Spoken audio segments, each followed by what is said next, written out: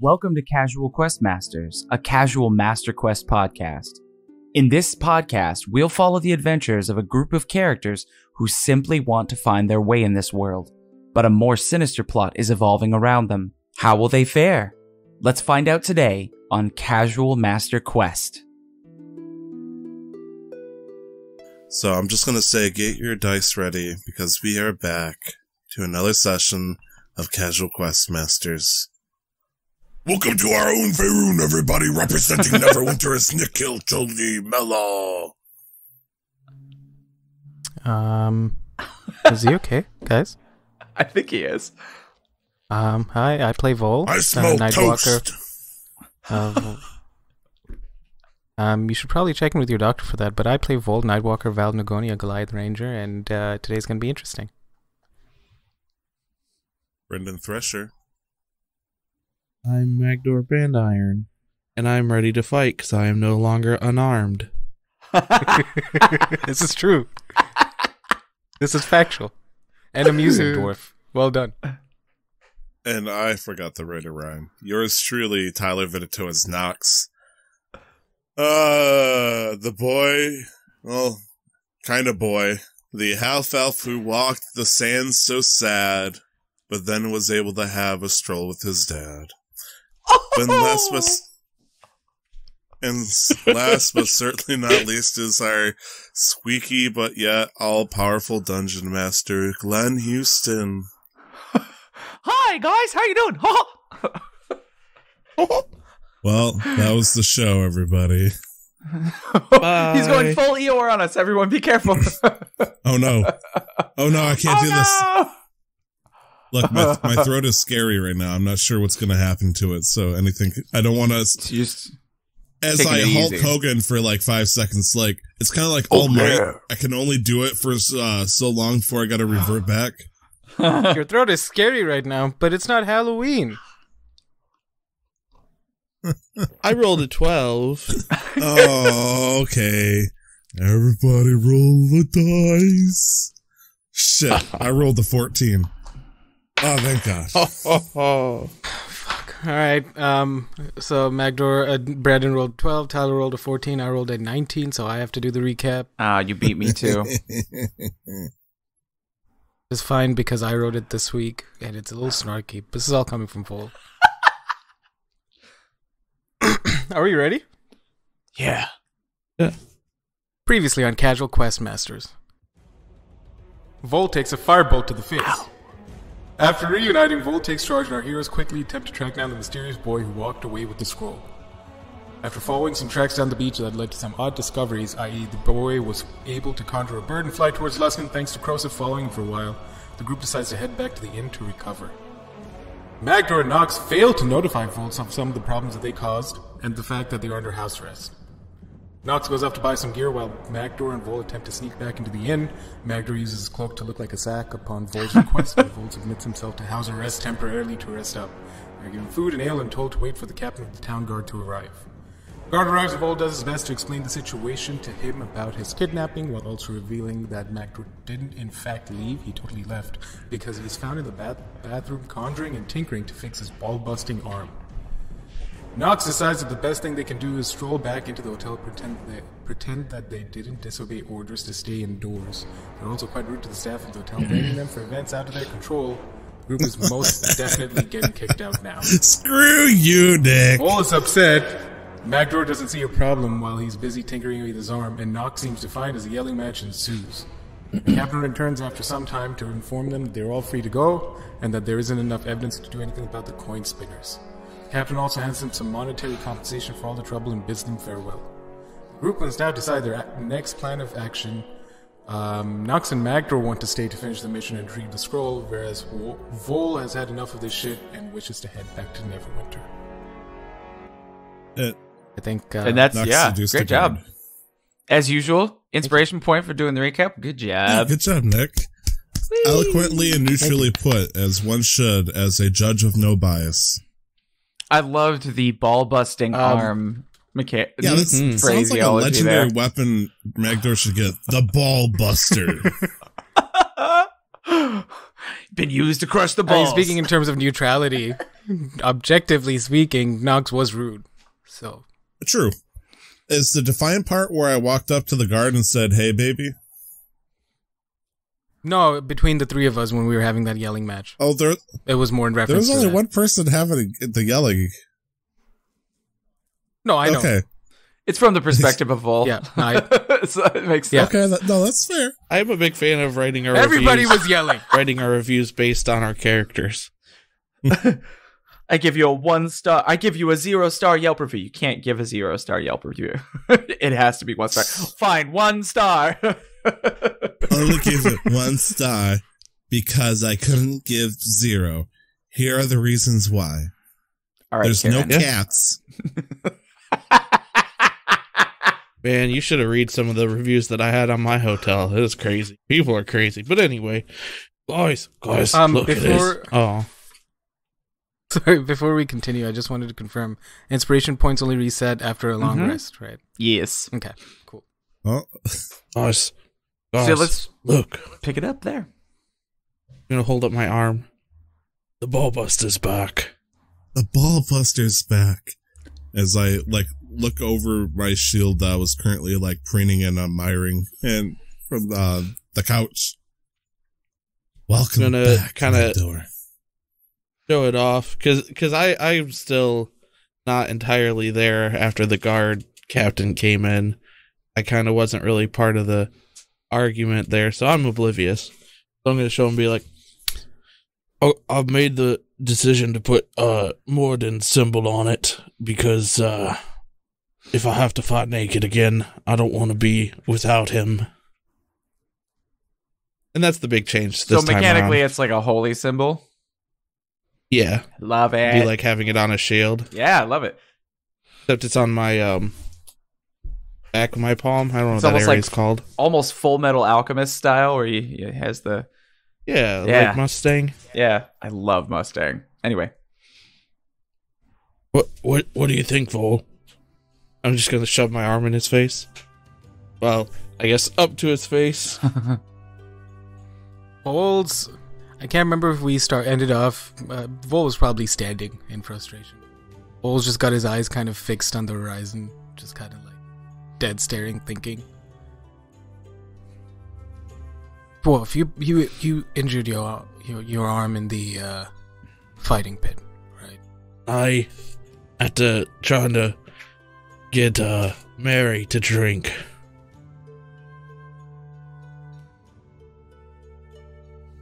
Listen, I want to leave. I don't really want to do this right now. But I think I need to clear my head. Dwarf, do you know if they let anybody participate in the fighting pit? You just gotta be a criminal. I'm certain that's not the case. This is a legal fighting pit, right? It's a criminal justice system. I'm sure if... Well, by association, I've probably already been accused of something and I'm a criminal right here, right now. I got an idea if you want to try it. He's a smooth criminal. What? There's stands and cups. I could really use a souvenir cup, and they're a bit too expensive for me. So you want me to steal one and then get caught, and then that way fight my way out? I got another idea. If you want, I got a finger. You see Nox put a hand on their face at this point. All I've ever heard about... It's just been you and that fucking finger. Where'd you find the finger? Krosov gave it to me. Why is Krosov giving you random body parts? We thought it was yours. That doesn't look anything like me. That fucking bird's You stupid. didn't think it was your finger. Well, Krosov definitely thought it was my finger. Can you talk to Krosov? I don't want to at this point. What the? He's mine. But if you It's not done anything useful for us. if you really want to fight, I can take you there. You take that I'm back, sure they'd Vol. let you fight. Krosov is an essential part of the team. He was our third. Lead the way, Dwarf. And then, but I need your word. Scout.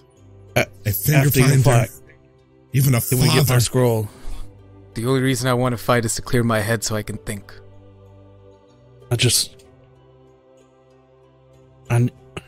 Alright, let's go. I'm sorry, Corrosive. Let me kill something and then I'm sure. Oh, let me tell you something. I'm gonna beckon him down to whisper, but it's not gonna be that much of a whisper. Volt's gonna lean down. You should ask Nox to help you out. Wait. Magdohr, are you telling me that you didn't fairly win that fight? I'm just gonna turn around and walk out this way to the fighting pits. Magdohr, didn't you mean that I helped you get into the mess in the first place? It seems awfully weird to assume that I would assist one of my team members from almost certain death. No, I was talking about when Nox bet on me, and so we knew I'd win, and we got lots of money. I see. What did you do with this money, Nox? Oh yeah, we're supposed to split it. I forgot about that. Yeah, I don't remember the part where we said we were supposed to split it. As I do like this weird Frieza pose and show my chainmail and shield and stuff, and I go,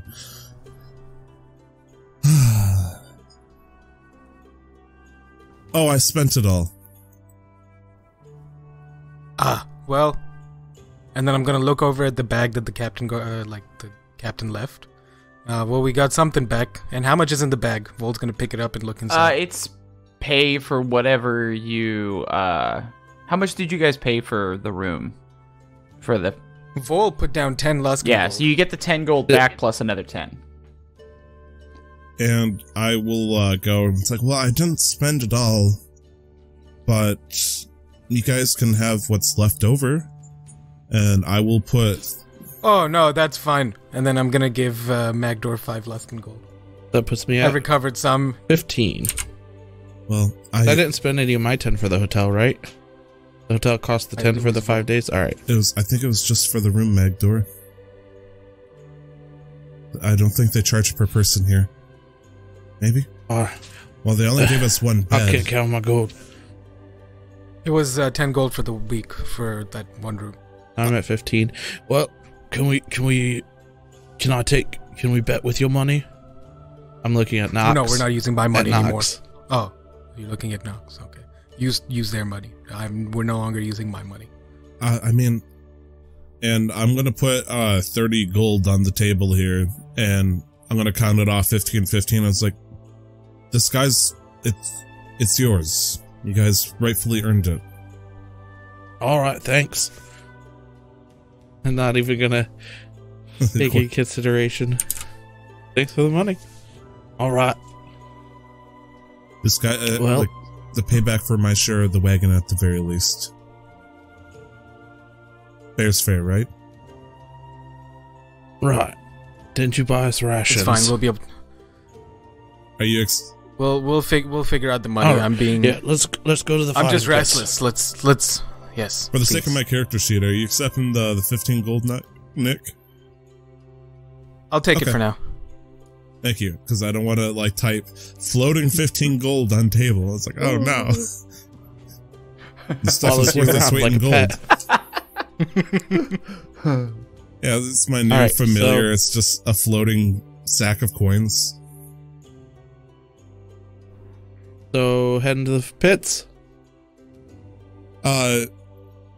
Guys, we didn't get our long rest, I don't think, or I guess it is in the morning, isn't it?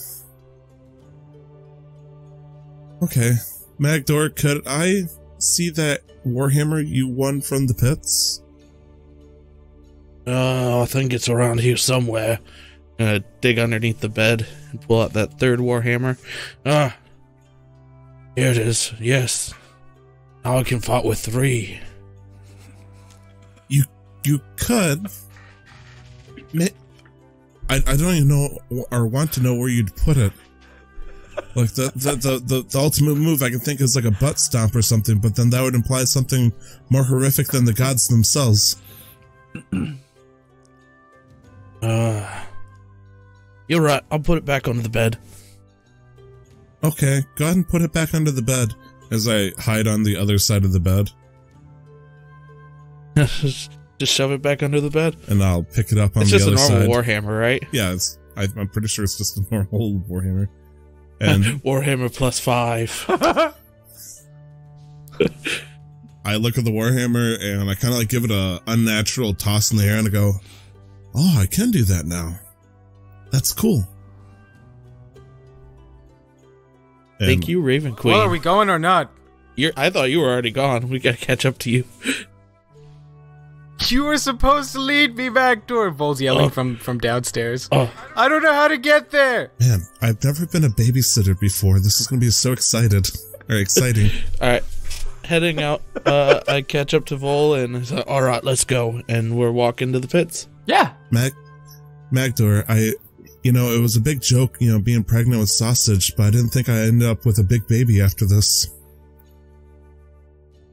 Neo Vol. I'm talking shit to you in clear hearing distance of both of you. That doesn't answer my question. I'm talking a lot of shit for somebody in sword swinging range. Alright. Yep, don't worry, I'll be upset to you. Or too. Are you coming with us, Nox? Barry? Yep. Alright, this way. Start walking. I'm just teetering along. Just following it's kind of like that thing where your husband's in a bad mood, so you just let him kind of drink his sorrows away situation.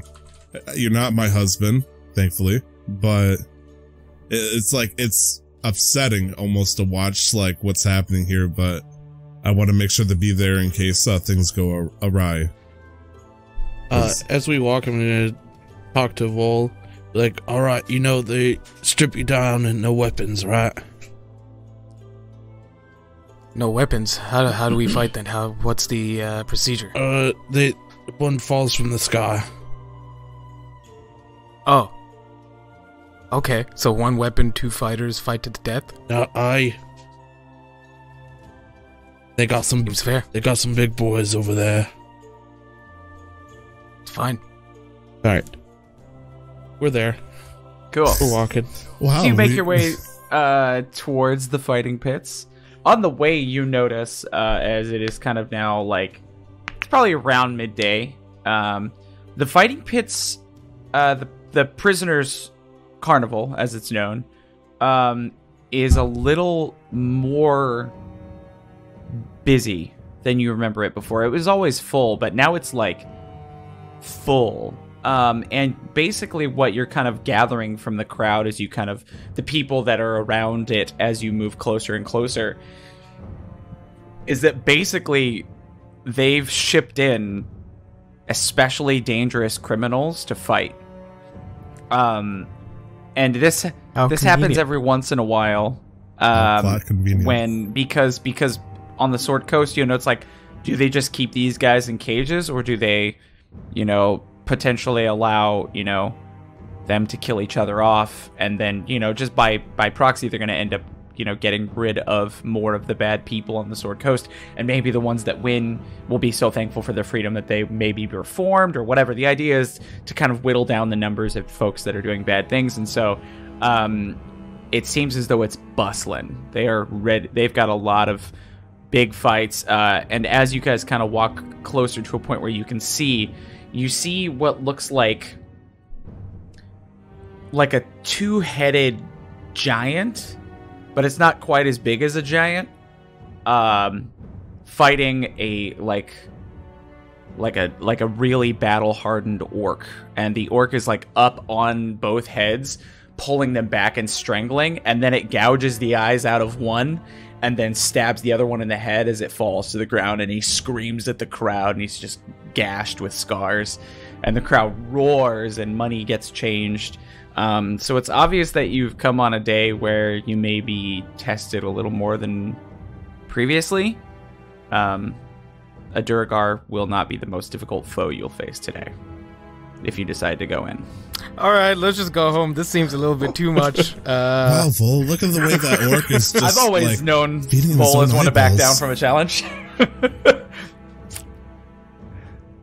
In actuality, Volt's gonna lean down a little bit to Magdohr. Did you just see that orc destroy whatever that creature was? He ripped his eyes out. I want to fight that orc. Let's find a guard, quick. Guard! Oh boy. There's a couple guards Volt's just nearby. gonna walk around yelling. Oh boy. Yes, sir. Guard, I want to take part. All right, just head over there. And he points over towards where Magdohr was taken. He's like, of course, and he starts to walk you over there and says, of course, you'll have to sign waivers that say you'll know, we're not responsible if you die, that sort of thing. Right. No, this Most seems people fair. don't willingly put themselves in, but we can't, we don't want to say no if you want to kill some bad guys. That's all I want You're to do. subject to the same rules. We'll take all your weapons and armor. Sometimes the fights will give a prerequisite as, like if you were to fight a creature that had natural weapons, we may give you one to start. Understood. Do they ever do 3v3? Sometimes 2v2, but I don't know if 3v3's ever been done before. Something to keep him on then. Might be interesting. I'll bring it to the... Magdohr, you feeling up for a bout? What about Mary? I already got to fight once. Oh no, it's fine. This is a fight with weapons. Not allowed to use magic. I do have my hand now. This is a true natural competition. Let me ask Mary. Looking around for Mary. Are you nearby? I'm right next to you guys. My like, eyes are bulging. Like, everything is surreal at this point. It's like, I just lost Vol for 2 days, and after finally finding him, he immediately wants to put himself into a death match to clear his frustrations. It's like, is this what Chi-Chi feels like? I think so. Chi-Chi, come on. I just want to fight someone that can destroy the whole universe with a snap of the fingers. Nobody ever said Vol was a good father. So. Mary. That's true. That's Nor actually Goku. very true. Mary, can I fight with him? I mean, you understand? Oh, fight with him or fight with him? With him. No, not against him. With him. Say, I don't want you killing him, okay? No promises. Oh, the dwarf could never kill me. See, he's cocky and he has a death wish. He's clearly going to die this. Wait, Magdohr. If you fight with me, I can toss you. Well, that's what I'm trying to get. Let's do it. Here, I'm going to turn to Mary. No, Mary. I'm going to turn. Do you want to fight with us? I'm going to turn to Mary and I'm going to show my hand with the symbol. It's like, I can heal him if I'm in there. I can be help. Glenn, asking as a player to the DM, part of the Hex Warrior feat, or not feat, class feature, gives me proficiency with martial weapons, including the Warhammer. However, in order to begin using my Charisma modifier, I need to take a long rest with said weapon. Okay. Will you allow an exception this time, or would you say no can do if you fight you're gonna have to do with magic? Well, if they take our stuff away, I'm gonna be stripped down to useless. Yeah, your stuff will be taken away from you. You think I'll be able to keep... No, they said they took arcane focuses away too. So, would I be down to anything that doesn't use materials then? They might be willing, especially because obviously it is a contest that pits your skill against someone else's, and if your skill is not martial, and you can't defend yourself without a weapon, there's a likelihood that they may allow you to keep, like, your component pouch. I'll begin hiding my shield, my chainmail, my warhammer. Oh man, I have no way of fighting melee. Alright, hey God. Yes, sir. Tell him we want to do a 3v3, but my friend's got to keep her magic. Well, I'll bring it up to him. Just give me a few minutes, alright? Enjoy the next fight. And can we do a 1d2 to bet on this fight? 1d2. What do you mean by that? Just flip a coin. Bet on this fight. Evens or odds? To decide what? On this next fight. For betting. Oh, I mean, it's going to be an odds-based thing.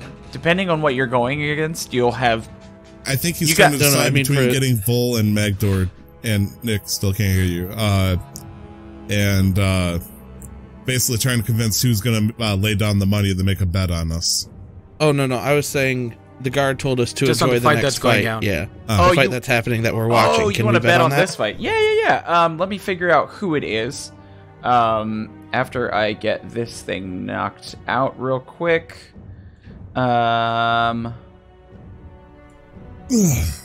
Ooh, interesting. Interesting. Yeah,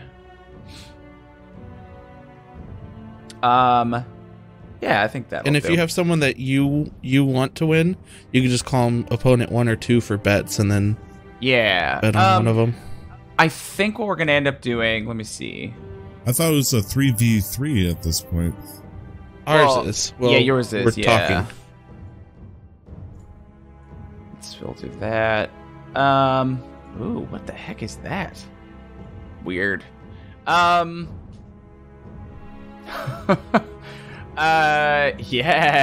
that's fun. So basically, you guys relax, and they announce the next fight is going to be between a devil and a demon. It seems for this fight, they are pitting, two creatures of a different realm that have committed crimes in this place. And within the context of this, you see a couple mages come out, and they arcanely charge the bars, so they're a little stronger. And you see a couple priests come out and bless them and place rings around it as to be a little extra security in keeping devils and demons inside. And they put 2 portable holes in there and open them up really quickly and then run out. And then this giant gorilla-like creature with orange hair and another one, and out of the other one comes like a lanky one with spines coming off of its back and arms and elbows and shoulders and face. My God. And they immediately proceed to try and rip each other apart. What's that? I'm gonna hail down a guard. I want to bet 5 gold on the demon. The demon is the orange one. That's the lanky one. Oh, no, the lanky one. Or the barbed devil. devil. The lanky one with the spikes. Ah, right, the barbed devil. All right. How much? 5 gold. 5 gold. You? And he kind of looks at both Nox and Vol. 5 on the other one. All right. I'm all cleaned out. This is here for show for me. Well, enjoy the show, ma'am. And they take your bets. It is an even bet either way, because they don't really know how to bet for these guys. So if you do win, you'll get your money back and a gold. So it's gonna be pretty. It's not gonna be a big gain either way. And so the fight begins and goes. And I'm gonna roll 2 d20s, and whichever one rolls the highest, because they have the same challenge rating, is the one that wins. And so the yellow one is the Barlgura, which is the monkey one that Nick bet on, and the clear one is Barbed Devil. And the Magdohr, have you ever seen any creatures like these? No, but I want to fight them too. To be a challenger in that pit. So basically, as they fight, it becomes pretty clear after a few of the Barbed Devil's barbs get wedged into the Barlgura that the Barlgura is just a little chunkier, and in this close combat, it has the upper ground massively. And because the cage is blessed, the Barbed Devil can't climb on the cage. It tries a few times and it burns its hands to try and get away, and it just gets dismembered on the stage as the Barlgura wins. And well, hey, good show. You see that, Magdohr? He just ripped into pieces. And you all pieces. cheer, and then it just runs and tries to start breaking through the cage to get out at you. And some priests come out and start to chant and they suppress it, and it kind of like retreats back into the portable hole, and they come out and close it off, and then walk off, divvying out the winnings. So you get 6 gold back. I guess you're buying drinks tonight, then, huh, Vol? Of course, just for the 3 of us. I didn't mean that for everybody else. It's just the 3 of us that I'm buying drinks for. Just to make sure I understand, did we just bet 10 gold and 1 6 out of it, like in a guaranteed setup here? I lost. No. Fair and square. No. Magdohr bet 5 gold. I bet 5 gold, but I won. So we didn't bet 10 gold together. I look up at Vol. Go on. No, that's it. That's what happened. I see. I lost fair and square.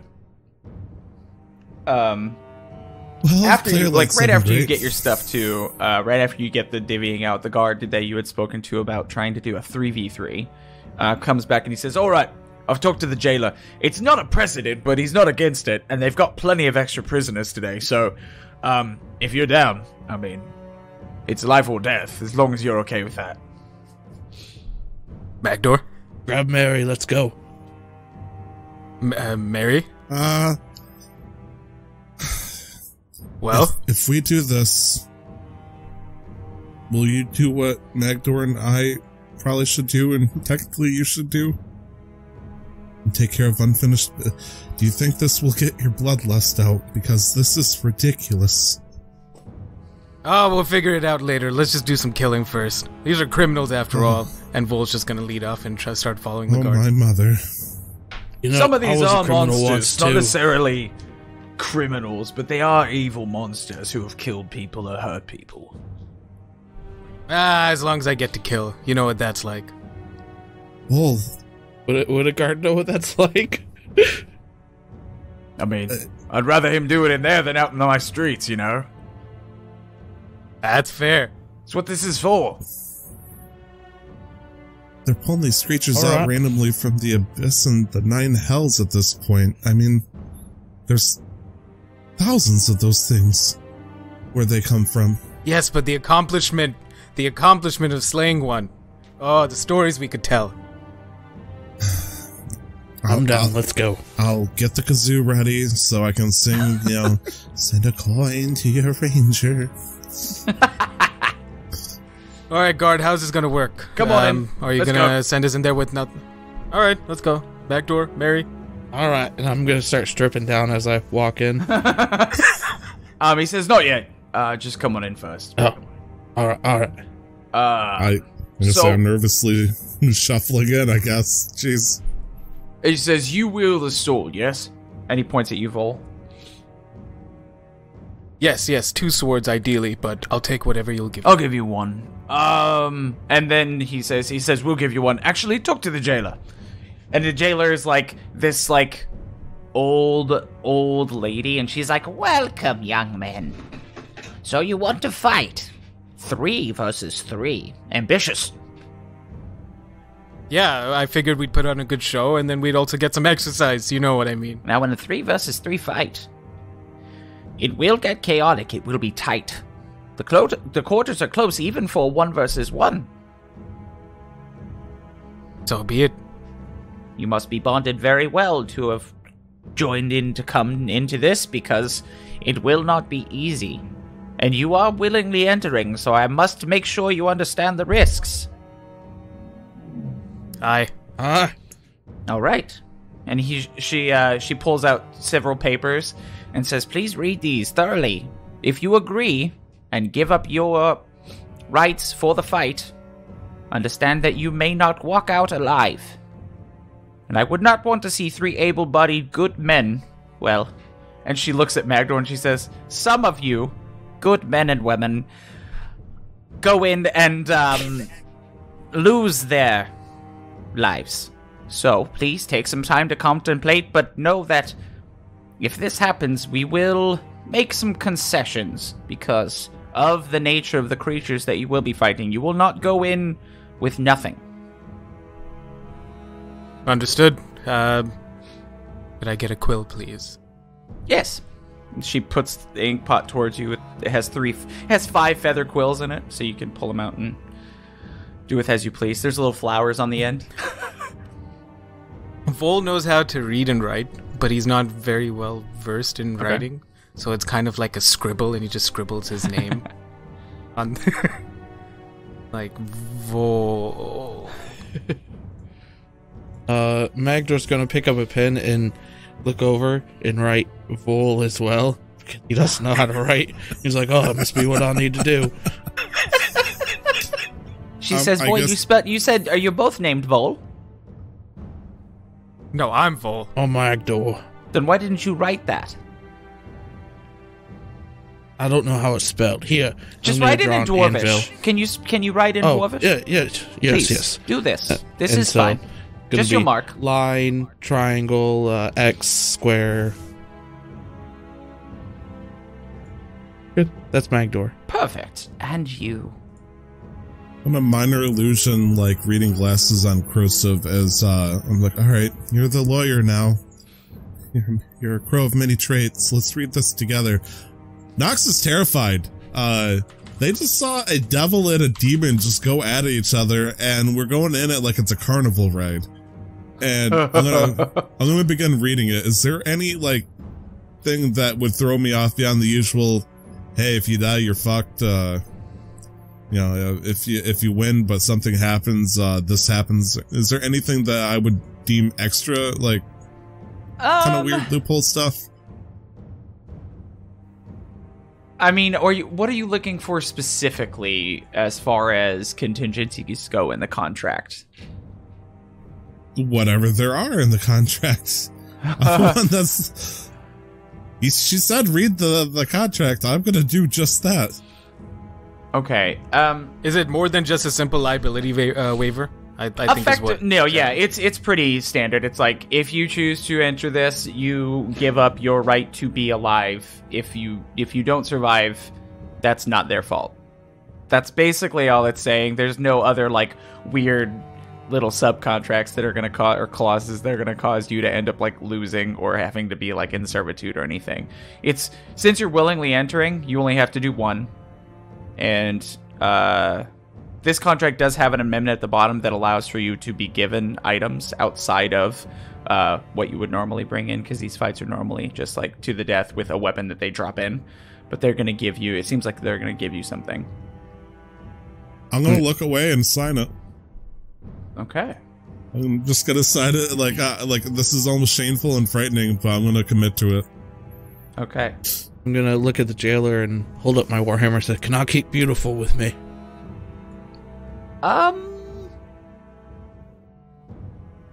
Do you have another way to bring in a... Do you have another way to bring in your holy symbol? I look down at my hands like, yeah. Bring it back. You? All right. Good. Very good. Now, one of the things about this that is going to be different is partially because of the fact that we will make plenty of money off of this fight, because this is something that is unprecedented, is that we will be giving you each an item that I believe works with what you tend to do. You like to hit things, you like to cut things, and you like to cast spells. Yes? I don't know how you know that. I believe so. Are you, I'm sorry, miss, are you... What nature is your arcane gift from? Do you study? Do you receive, nature gifts? Do you have a patron that you serve? Are you a wild magic sorcerer? It will determine the nature of the item that is given to you. I look frantically at the contract to look for the clause where they survey us immediately after they sign it. It's like,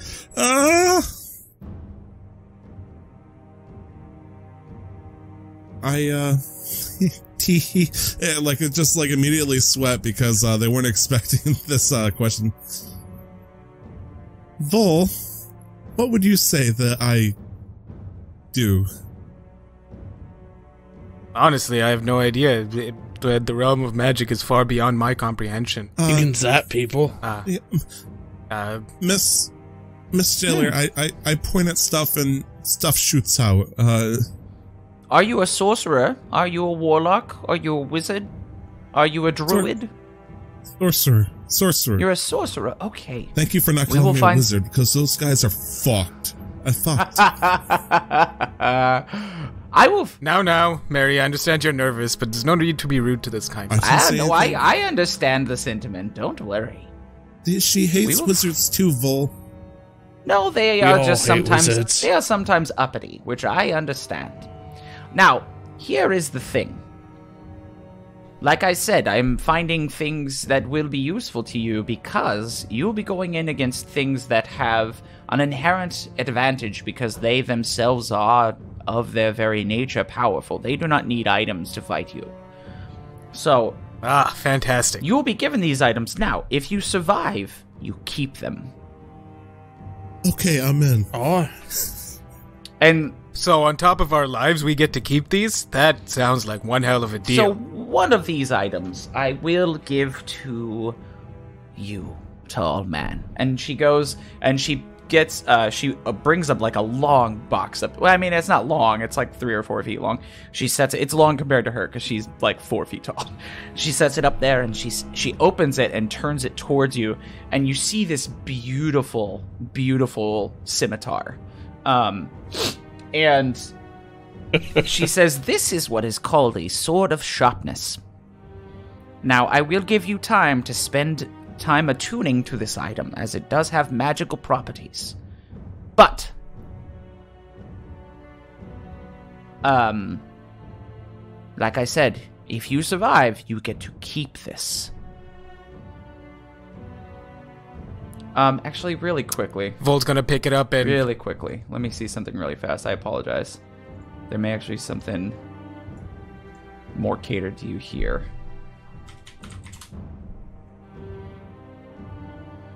No, I think that's... Let me see. The fuck?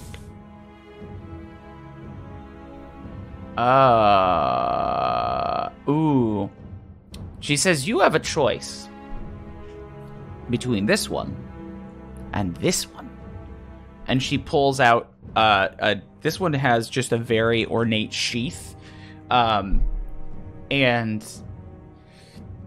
she says, this is what is called a dancing sword. If you spend time with it and learn its ways, you can command it to fight without your hand at its hilt. The Sword of Sharpness has the ability to lop off limbs with ease. The Dancing Sword gives versatility. Which one would be more interesting to you? Huh. Could I just carry both, get a feel for the blade, and then you can tend to my friends? Sure. Here? Take some time while I talk to your friends. And Vol's just gonna pick up both and just go off to a corner and then just inspect and then twirl sure. around a little Go ahead bit. and take some time. Yeah, look those up. See which one looks more appealing to you. For you, I wanted to give you some options because there wasn't as many options at this rarity of magic item. But for you, the two of you, I think it's a little easier. Then she goes over to Magdohr, and she says, ooh. He's bustling. He does magic items. She goes to a chest and pulls out a hammer that's as tall as she is and drags it to you and sets it in front of you because she can't really lift it. She can only drag it. She says, this is what is called a dwarven thrower. It is only attunable by a dwarf, which is why it immediately came into my mind when I saw you. So, it is very powerful, and if you throw it in combat, it will return to you. Also, it is very powerful. Does this suit your needs, Master Dwarf? Magdohr's on the ground. He's fainted. She says, I think that works. Now, on to you. What is your name? Hi, I'm Mary. Mary, you should not be so timid. I see a power in you. There is an aura about you of great energy. I know that you will be fine. I'll make Mother proud. Good. Now, and she says, "Do you mind if I hold your hand for a moment?"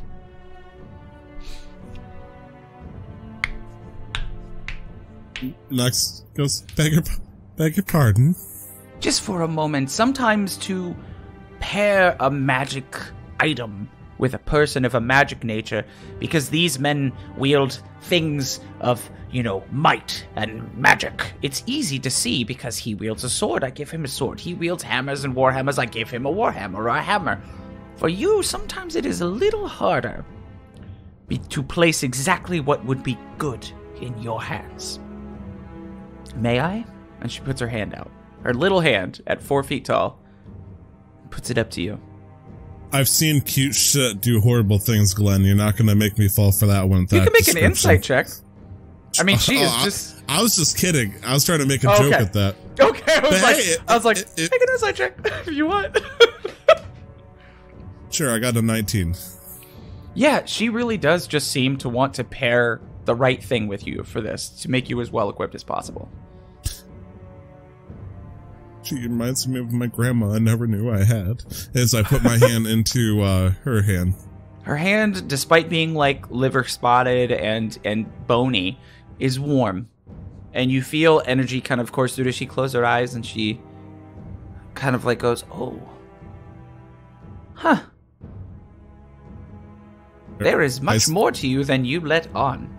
And she takes her hand away. Giving a shit-eating grin. And she says, "There's a smile. Confidence is key, my young one." And she goes and she grabs 2 things. One of them is a beautiful looking silver kind of platinum colored staff with a simple head at the top. It's got some simple engravings, and she holds it up. And then she brings also a rod. Let me make sure I know what this thing looks like.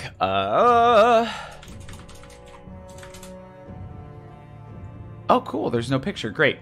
The rod is lovely and ornate.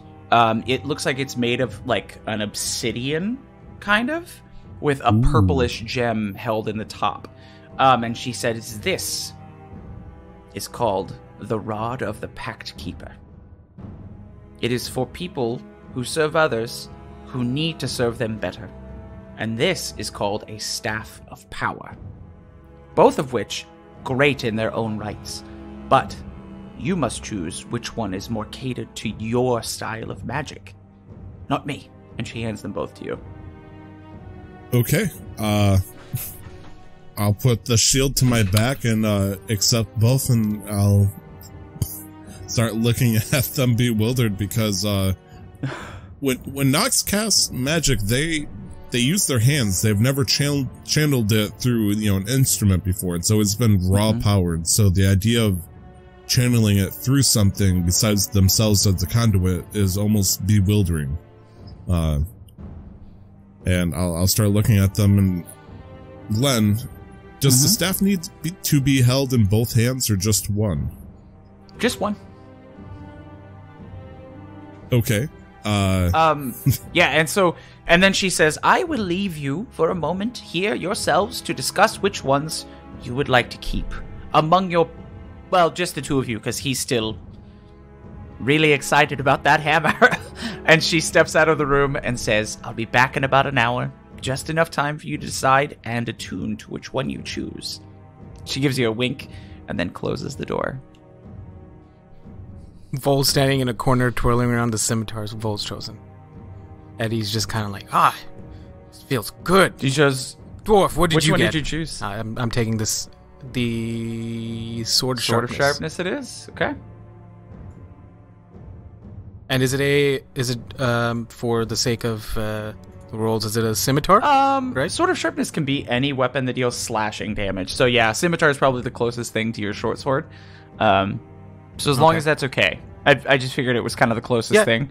And all of the effects that are listed on the magic item, you spend an hour with it and choose to attune to it, is all it is. Okay.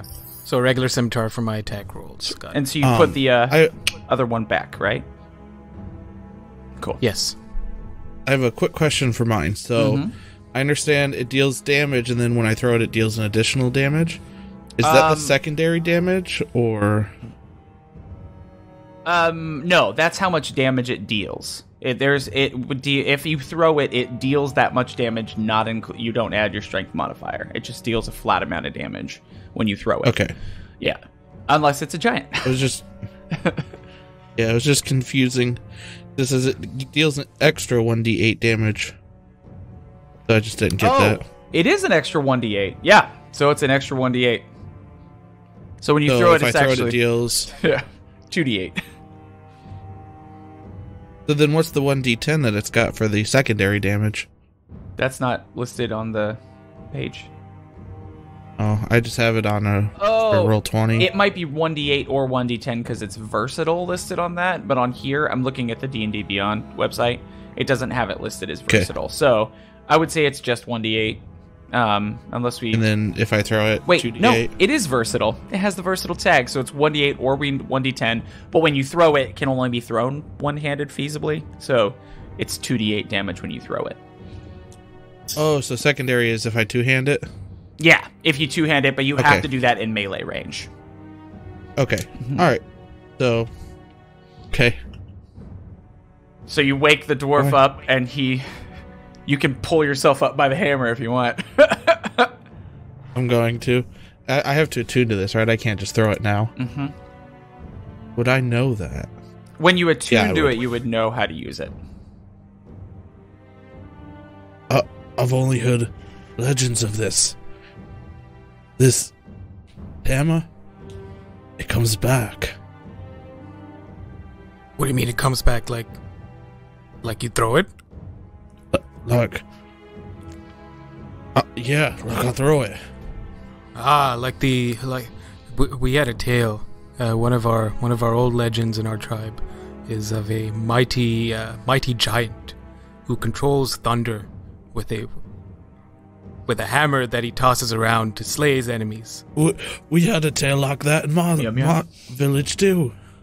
And as you guys kind of like what are the gush chances? over these two new like toys effectively that you have, you see Nox like just patiently looking between these two staves, or a rod and a staff.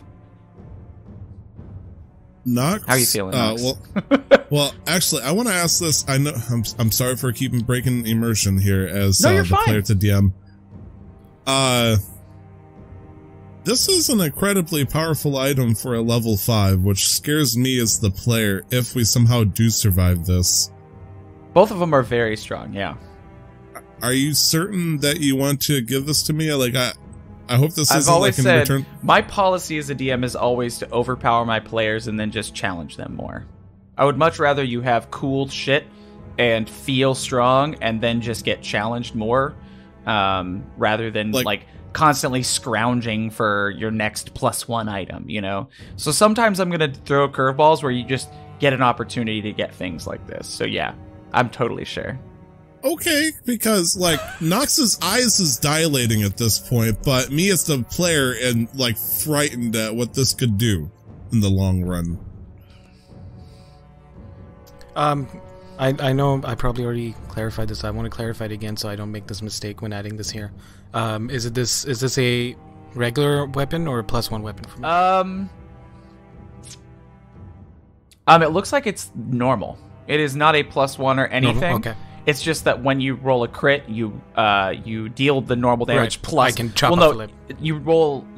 They take an extra 14 slashing it's damage. It's a 4d6. No. When you attack a creature with it and roll a 20, it. they take an extra 14 slashing damage on top of normal damage, and if you roll another d20 and it hits 20, then you lop off a limb.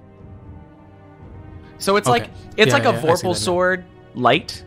It's a light Vorpal sword. Because on a Vorpal sword, if you crit, you cut their head off. Also, it looks like you can use it as a light source, which is really useful.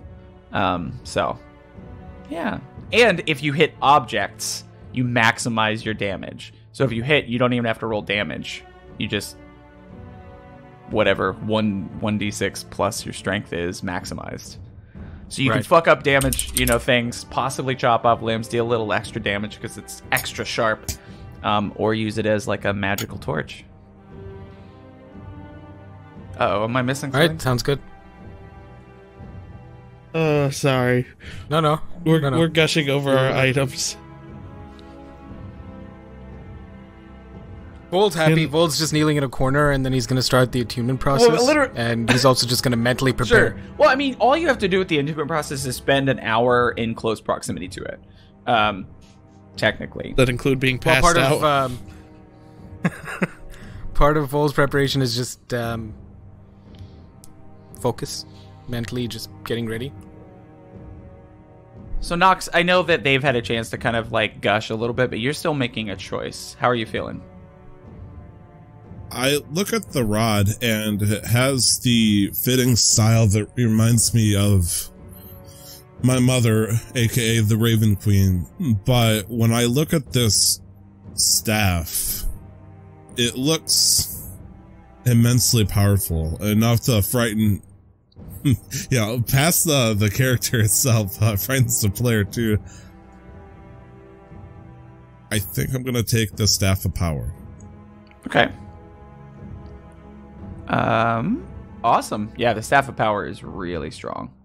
Yeah, it is. Well, the only thing about, because the biggest thing, and I played a Warlock for a very long time, you know the regaining spell slot thing on the Pact Keeper? Yes. Which is a big deal for Warlocks, because, like, you only get, like, 2 or 3. So I didn't know if you saw that, because it's also... Oh, I absolutely did. It's a +3 Rod of the Pact Keeper. Oh, that part didn't get mentioned. So that means you get a +3 to spell attack and saving throws for your Warlock spells. On top of being able to regain the spell slot. The thing that's crazy about it, well, is everything you said. The only reason why I'm hesitant on that is because I'm a level 1 Warlock right now. Mm-hmm. So I have one spell that will do damage, and that's, you can guess what the Warlock staple attack. Oh yeah, you don't have very many Warlock spells. Yeah. So it's like thinking, like, my first thought is, hey, I got to survive this fight, whatever the hell Glenn's about to throw at us. And so it's like, do I focus on the thing I have 1 level in, or do I focus on the thing I have 4 levels in? And so, sure, absolutely. I mean, I'm not saying that it's a different choice, but or an immediate choice. No. The Staff of Power is fucking busted. It's really awesome. That's why I'm going to ask one last time. Are you sure? Take it. Okay, I take it. I go, oh my. And you set the rod down. And you feel like the power kind of like start to course through you as you spend this time. And it's kind of like opening up a funnel into a floodgate. Basically, the power that this is going to connect you to. All 3 of you. All 3 of these weapons immensely change your ability to affect the battlefield, defeat enemies, and, do what you do. And do you have anything anything else you want to do during that time? Because, most of it should be spent very similar to what Vol is doing, which is kind of a meditative state with the weapon. But it's not, you can still, like, talk if you want, because you have an hour. I'm sorry. Yeah, I'm good. I'm admiring my hammer. All right.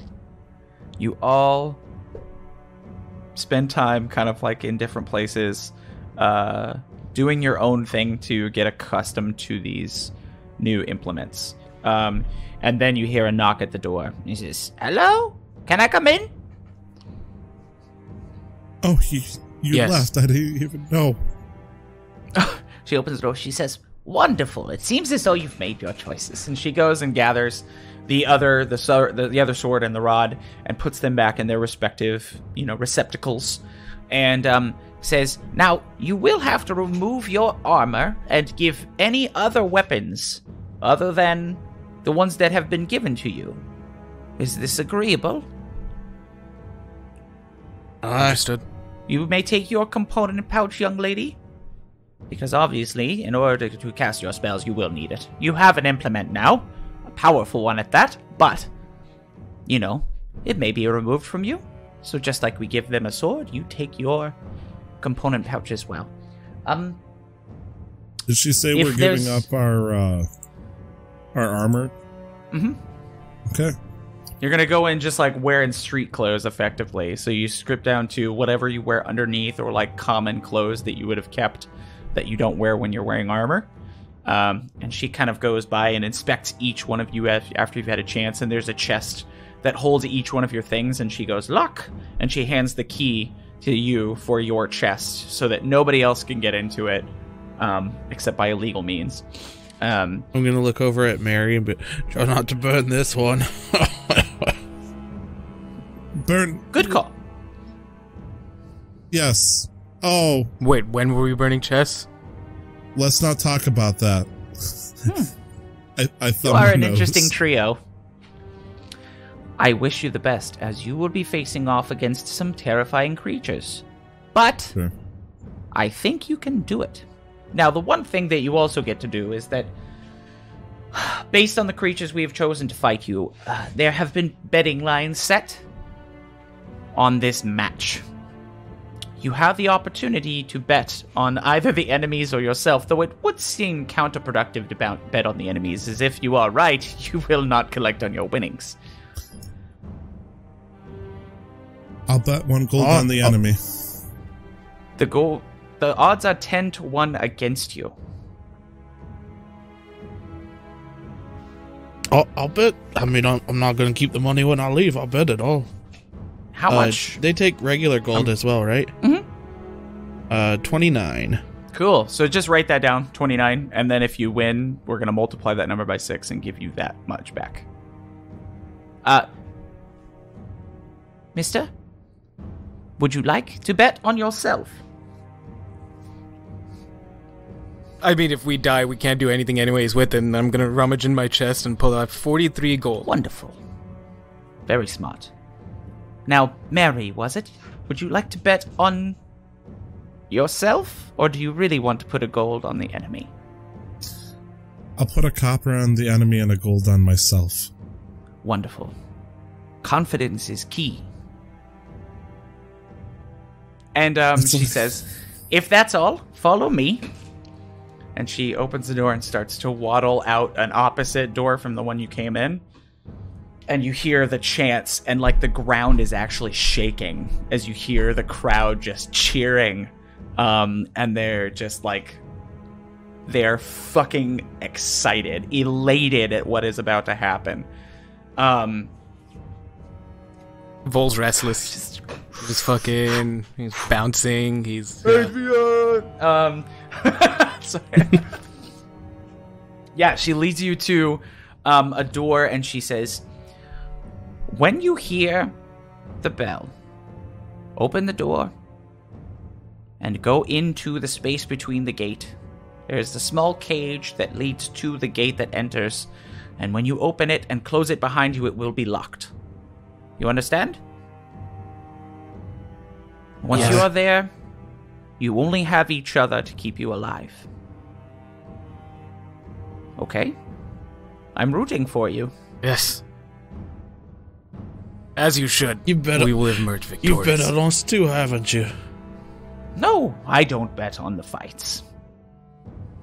Gonna wink. This is our bet, and I'm gonna hold up my sword. I like that. This was her bet on us. If there's a chance to bet, Mrs. Jailer, now would be the time to do it. Sweetheart, you can call me Tamara. I like eyes bulge at that name. Tamara? Yes. It Sounds was like a my name great-grandmother's name. Sounds like a name I've heard recently, actually. Well. Oh, Timora? Yeah. No relation? Yes. Second cousin? No. She is an ancient deity. No relation, I promise you. I don't bet on luck, I bet on skill, and I think you will win. Thank you for your help. I would have done it for anybody, but I'm pleased that it was you. And she looks at all of you and says, I'll see you on the other side. She closes the door behind you and steps away. Hey, you see us on the other side. You must be the goddess of death. I'll Bum, bum, wrap my head around That's, that. Oi. Listen. What she said was true. It's just the three of us out there. Watch out for each other and we'll be fine. It's just like any other job. Do it together and we'll get through it. Right. Don't fall asleep on it, Vol. We'll do this together this time. I am Fall asleep. And you hear the Fall asleep, John. and you hear a bell ring, and you said, "The contenders emerge!" Ging, ging, ging, ging, ging, ging, ging. Vol's gonna kick the door open. Kick the door open. If it's a door that's kicked Yeah, open. well, you like prop it open just a little bit so that it's not latched, and then boom, you kick it open, and then you can enter And Vol's like swinging his sword in the air. He's like, and then I'm gonna point back, the ball buster, and then wait for Magdohr. And I'm gonna walk out and I'm gonna take my hammer and I'm gonna throw it across and it's gonna do a circle around the arena and then come back to me. and they go, "The ball buster!" And I'm gonna look up at Vol approvingly. And they scream. Vol's just buzzing with excitement. And Nox. And then Vol's sorry. No, Vol's gonna look back one more time. The face melter. And they kind of look confused because nobody who knows who that is. But they go, "The face melter!" I stomp out and I lower the staff to the ground to cast minor illusion to give like a lion's roar. And then I just kind of start pointing up to the skies and start casting firebolt. Yeah. Are Awesome. you're in your half elf Yes. right now? Yeah, I'm a So little these two scoopy right rugged now. Goliath and Dwarf come out and Mary. And Mary. And on the other side of the space, you see, as soon as you guys are done kind of like introducing yourselves and entering the ring, and then you see them come out similarly with 3 separate portable holes. Each portable hole has 4 people kind of holding each side of the kerchief. And they all come out and unwrap them real quick and then book it. And then shut the door behind them. And they say, "And the contenders! Evil creatures from the farthest reaches of Faerun!" And from within one, you hear the roar of a creature that sounds similar to the lion's roar that you just kind of conjured. And from within, you see a humanoid 7-foot-tall were-tiger that climbs out and just looks at you and bristles, its hackles raising. And it says, "Prepare to eat your own flesh." And it screams at you. It has cuts across That doesn't sound good. Yeah, why wouldn't you want to eat instead? Are we not tender enough for you? Do I lack fat? You furry piece of shite. I'll eat you. And he says, "Try with those lackluster canines." And then from the other one, you hear like a sloshing. And like the sound of like slurping and like It's an alcohol tentacly sounds. Enters with nightmare. Okay, sorry, my thing paused for a second. And from within you see tentacles rip up, and this kind of like, if you imagine an unpainted clown, like you know what evil clowns look like, where they have like the really sharp teeth, but and their like eyes are super wide and big. But you put that face on a round green body with tentacles coming off of it, and it like crawls out of it and like gnashes at the were-tiger, who moves tactfully to the side but keeps its eyes locked on you 3. And then it sees you 3, recognizing something that has to defend itself, and you can see it kind of like starts to slurp and slop around. And the last thing, Pennywise Cthulhu. a little bit. Pennywise Cthulhu, sure. And then the last thing is this hole, and you hear the sound of hissing coming from deep within as a 30-foot giant, colorful snake slithers its way out and starts working its way around the left side. So if you imagine on the left side, from your right to left, right? Giant coral snake, weird-ass thing called a decapus, and then a were-tiger. So it's got 10 slippy arm things. I'm gonna look over at the were-tiger and say, hey, you got balls. And you're going to punch them, eh, ball smasher? Everybody roll initiative. Oh lord, the most decisive thing of our times. All right, Magdohr, what'd you get? I rolled a 12. I got a 14. And Roll 14 for Magdohr. 11. 11. Cool.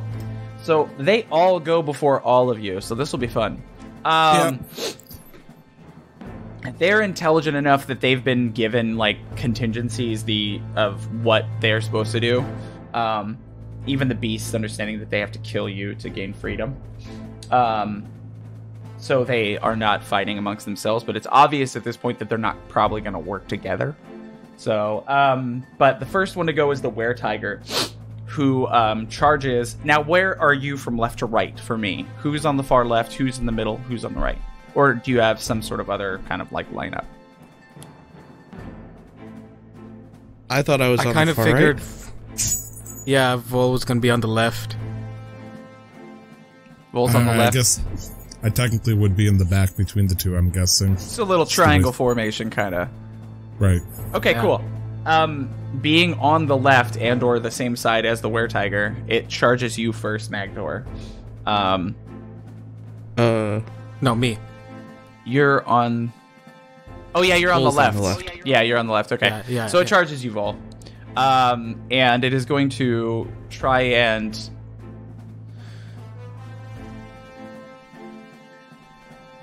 It's going to try and do some things. First time it attacks you with a claw. What is your armor class, please? And remember, your armor class is now just 10 plus your dexterity. 10 plus Yeah. dex, so it's 13. It absolutely hits you. Slashing at Of course you. it does. Dealing 6 slashing damage. And then it attempts to bite at the same arm that it slashed at.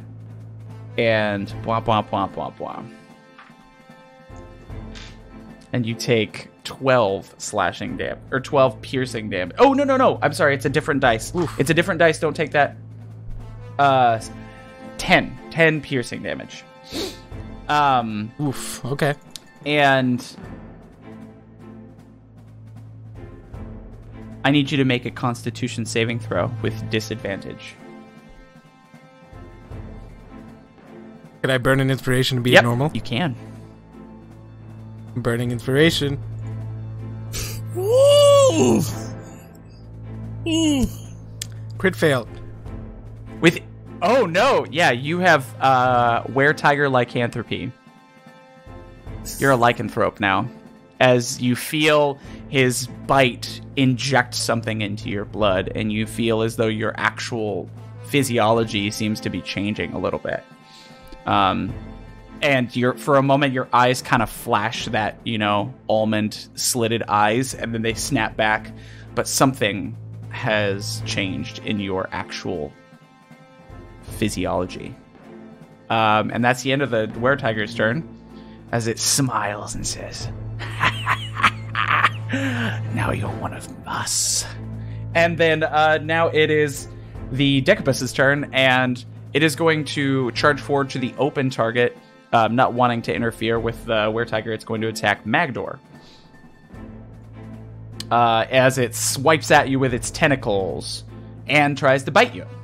First attack is with its tentacles. What's your armor class? 12. Okay.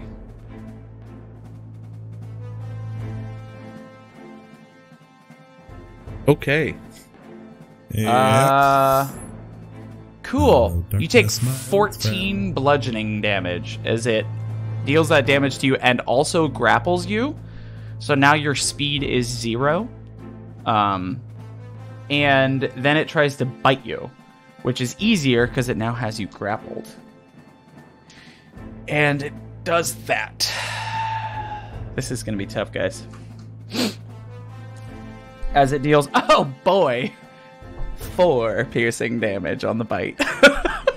It bites you, and it's just like a little nibble. And And that's the end of its turn, as it now has you grappled and its 10 tickles. It just tickles you.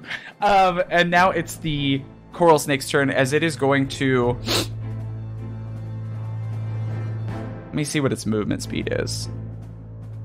It does not have enough speed this turn to get to any of you. So it's going to dash, and next turn its target will be being clear. But it's just moving towards you.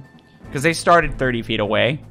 And it's just about 30 feet to you, but it's can't make an attack this round. So now it is Magdohr, then Vol, then Nox. Alright. I had my hammer in my hand when we started the fight, right?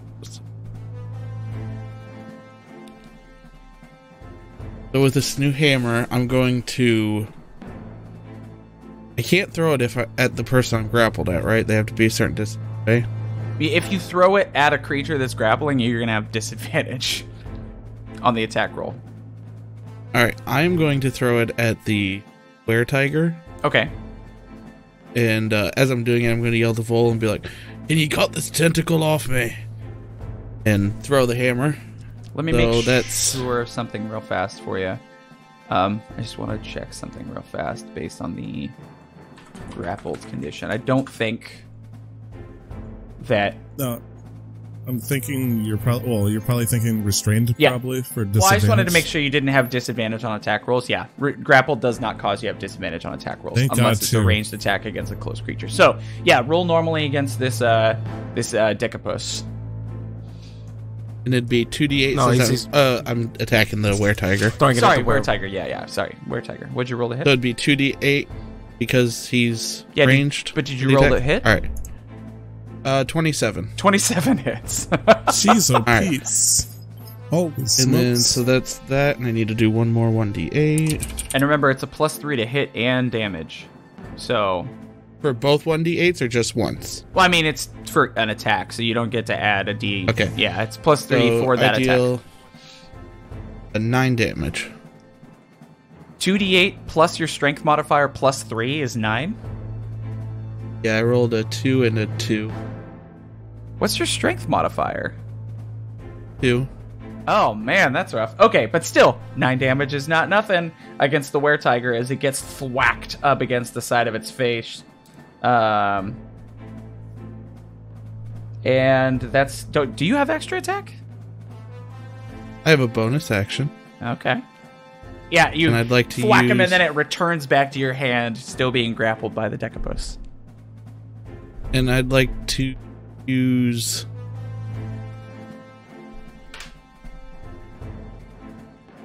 I'd like to use Healing Word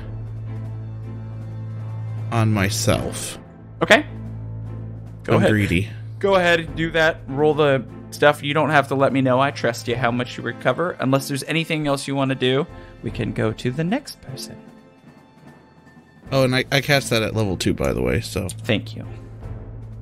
Just for your information. Dankeschön. Alright, and that's it. Awesome. Good job.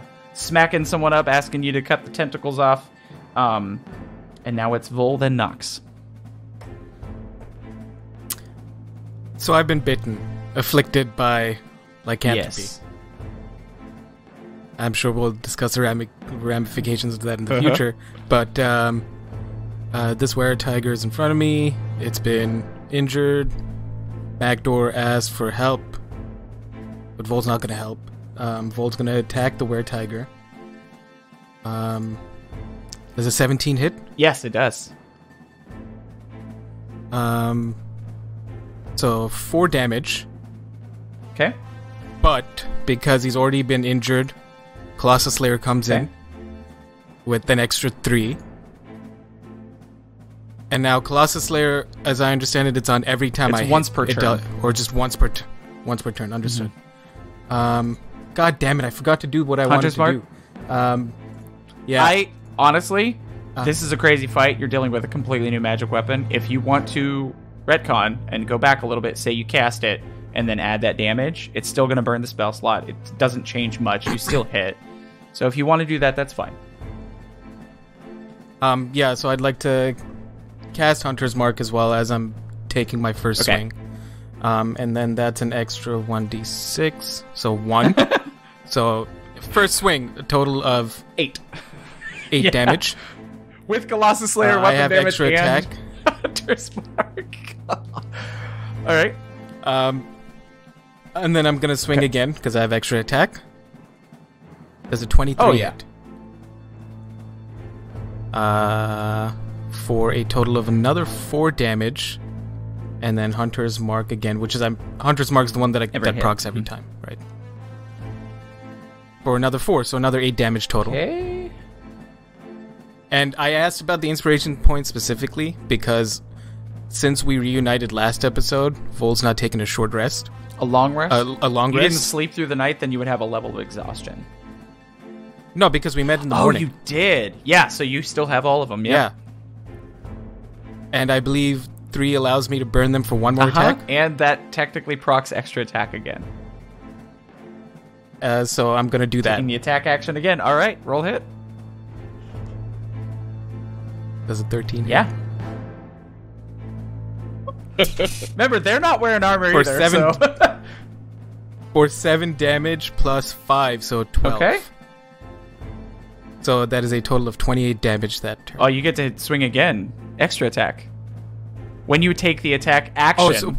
Yeah. Oh, because it gives me an action again. It gives you a... Yeah. And then I'm going to swing so another it's another time. attack action, so you get to swing twice. Oh man, Glenn just made a decision that will affect the ages. Oh, this is something I do all the time. Another so. 13. 13 hits, yeah.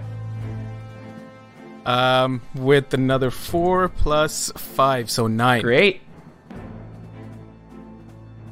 Okay. So that's... So, to recap, my first swing with my sword, Colossus Slayer, and Hunter's Mark, 8. Then my second swing with Hunter's Mark and sword damage, 8. Third swing, 12 with Hunter's Mark. Fourth swing, 9 with Hunter's Mark. yeah, you dealt 27 damage this turn. Sorry, not 27. 37. No. 37 damage. Yeah. Yes. So you just fucking go crazy on this guy. And Vol turns into a fucking whirlwind of slashing. And how tall is this were-tiger? It's like 7 feet tall. Vol's gonna match his gaze. Tell him back the fuck off. Yeah, cool. So he challenges you, and you challenge him right back. He hits you hard, and you return it with a fucking haymaker. And now it's Nox's turn. Good job. Good job, Full. Thank you.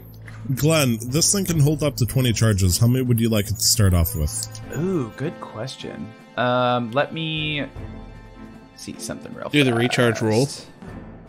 Well, the recharges happen at just a second. It's okay. I think it may have full charges because that has been used, but yep, it has full charges. It hasn't been used, so all the charges. Oh. Okay.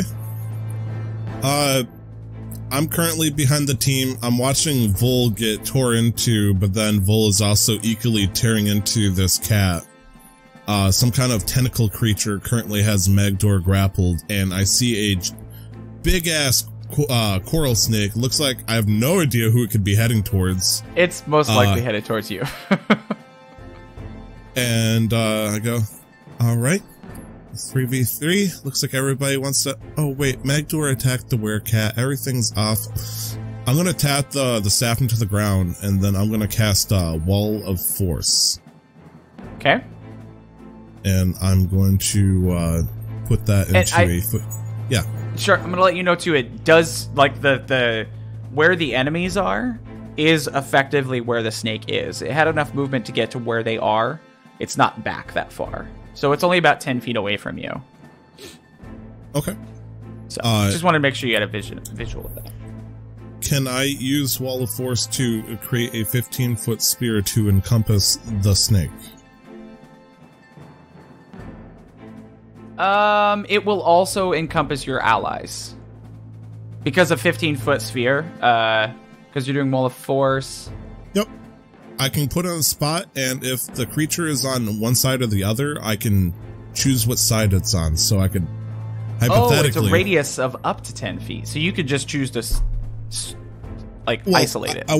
Yeah, like I don't know how big the snake is, like as a player, but it's still a medium creature. So if you get a 5x5, so it only has to be a 2.5 foot diameter sphere, but you could totally do that. Absolutely.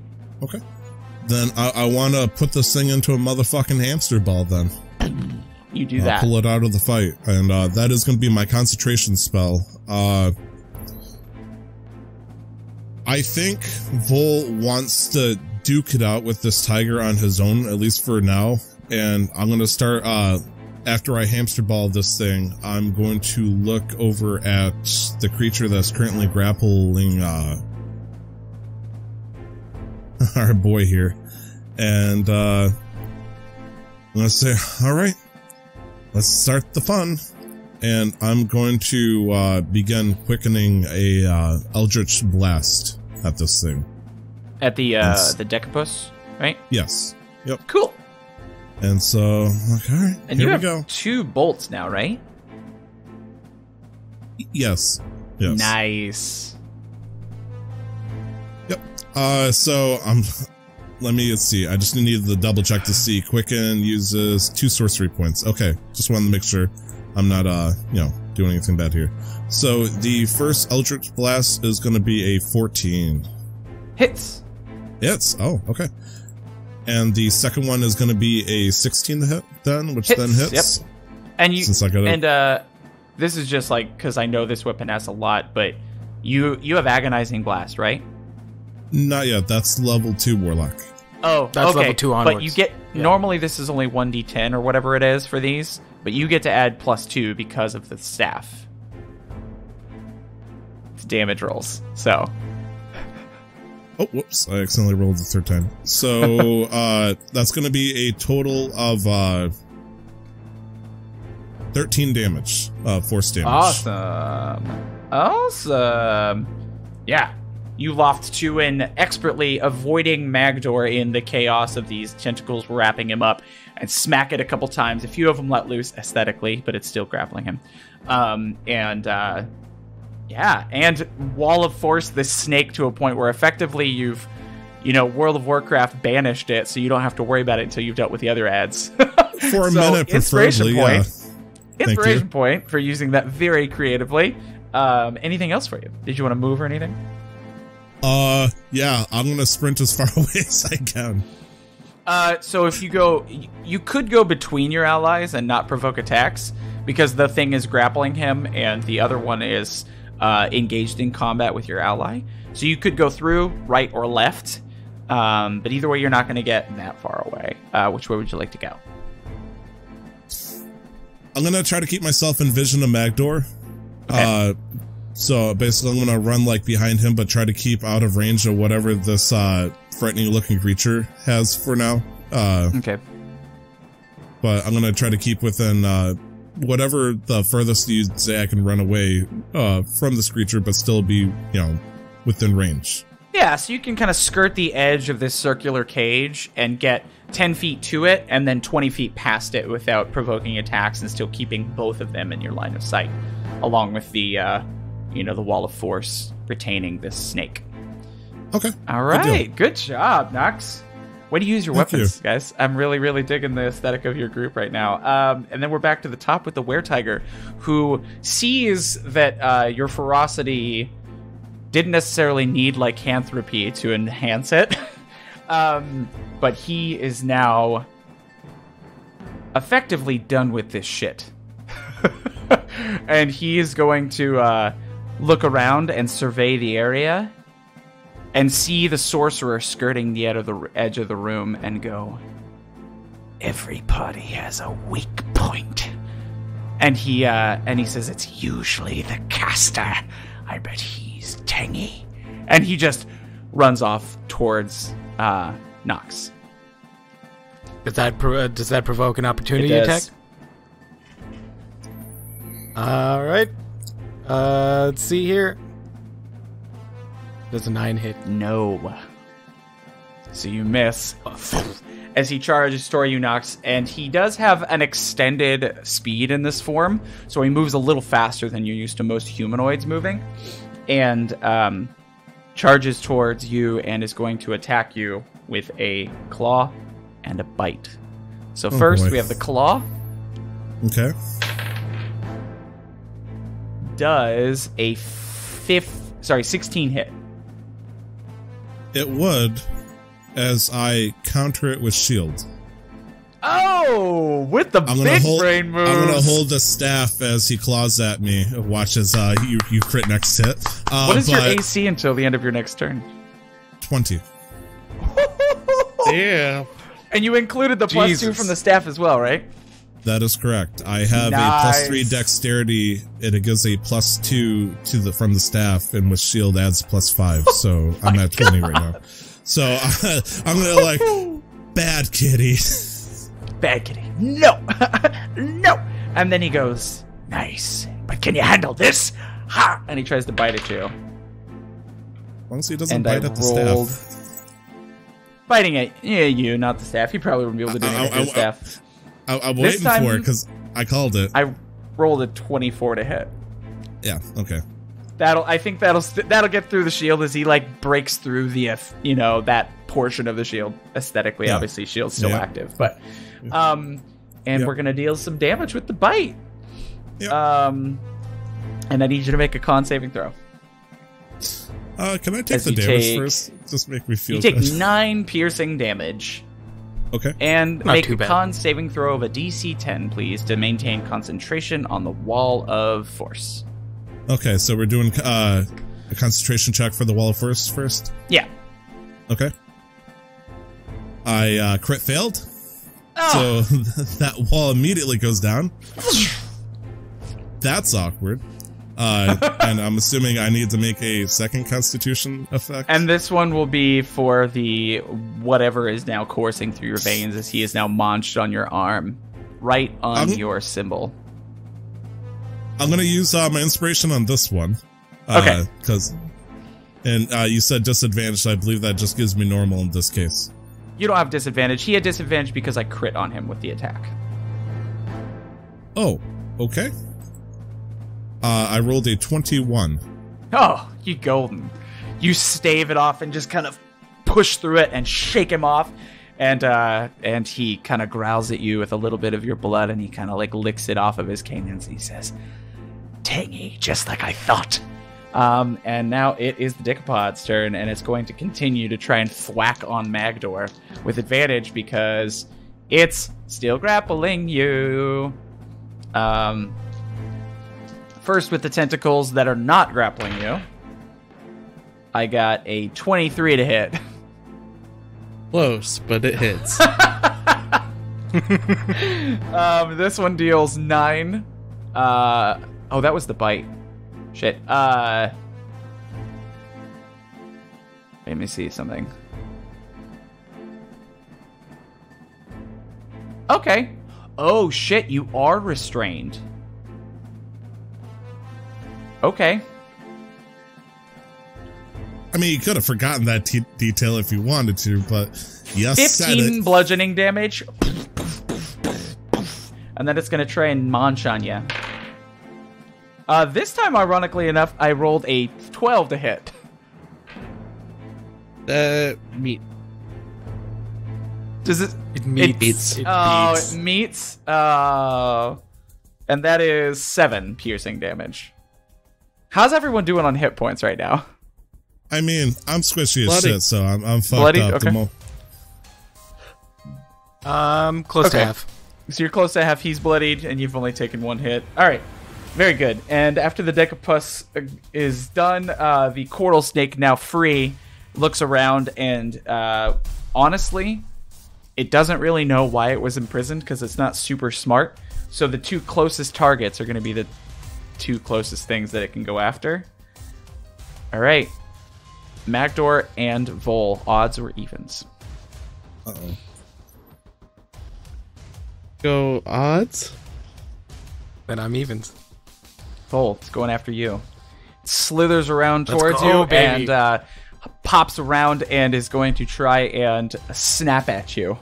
But it's not smart enough to try and gain tactical advantage, so it doesn't get any advantage for attacking next to the Were Tiger. It rolled a 12 to hit. Miss. All right. So it misses you as it snaps at you, but you see you somehow gain the ire of this snake despite not being the one that imprisoned it. Oh yeah, the were-tiger's not there anymore. So that actually works out really well. Now you still can't move. Ha ha! Now Magdohr, it is your turn, then Vol. So what exactly does restrain do? Restrained means that you have a speed of 0. I believe... Here we go. Restrained. Your speed is 0 and you can't benefit to bonuses to your speed. You have disadvantage on attack rolls, and an attack roll against you has advantage if they're within 5 feet. If it's not within 5 feet, so if it's a ranged attack against you, it actually is disadvantage because of the restraining. And the decupod is in front of me? I mean, it's What's he restraining wearing? you. It's a big tentacly octopus. It doesn't have clothes. No clothes? No. Nothing? Alright.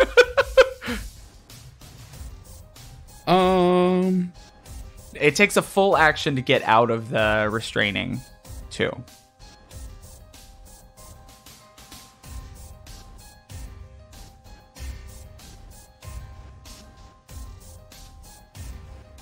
Sorry, I wasn't prepared. I'm going to break out of the restraint. Okay, go ahead, and this is what's known as a grapple check. So you're going to make an athletic or acrobatics check to try and get out of the restraining. And it is going to make an athletics check to contest that. All right. Now, skill checks and saving throws don't have disadvantage, so you don't have to roll a disadvantage. It's just attack rolls.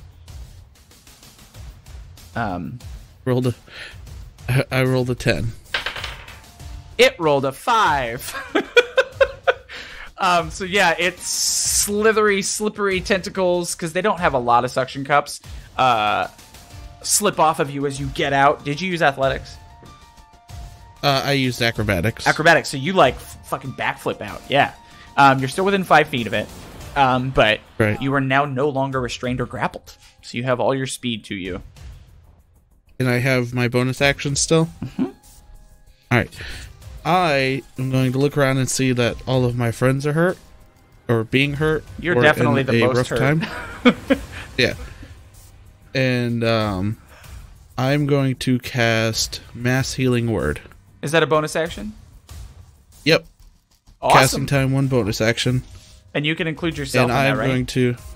Yeah, I'm going to do me, Vol, and Nox, and then the lady up in the stands. Okay. Cheering us on. Just for no reason. For flavor. That's that it. Hey, Tyler, would you roll a d20 for me and just tell me what it is? I don't know why you can't do it to make me suffer this. I rolled a 15. Okay. Thank you. No problem. And I max it out, so I heal everybody for 7. Nice. Nice. Nice. And that ends my turn. Good job. So you don't want to move away from this creature at all, correct? It'd be attack of opportunity, wouldn't it? Probably, yeah. No, I'll stay here. Okay. All right. After Magdohr, it's Vol, then Nox. Vol's gonna bolt at the tiger. He's gonna take the opportunity attack. So the snake tries to bite you as you move by. Whee! Does a 19 hit. 19 hits. Okay, you take 9 piercing damage, and I need you to make a Constitution saving throw. On save intro. Yep. Or get snake-like. 7. entropy. What? 7. So my concentration ends. Oh, no. It's a Constitution saving throw. You don't have concentration on anything, do you? Hunter's Oh, Mark. it has concentration? Oh, shit. Yeah. Okay, so that ends. Now make a Constitution saving throw against the poison coursing through your veins.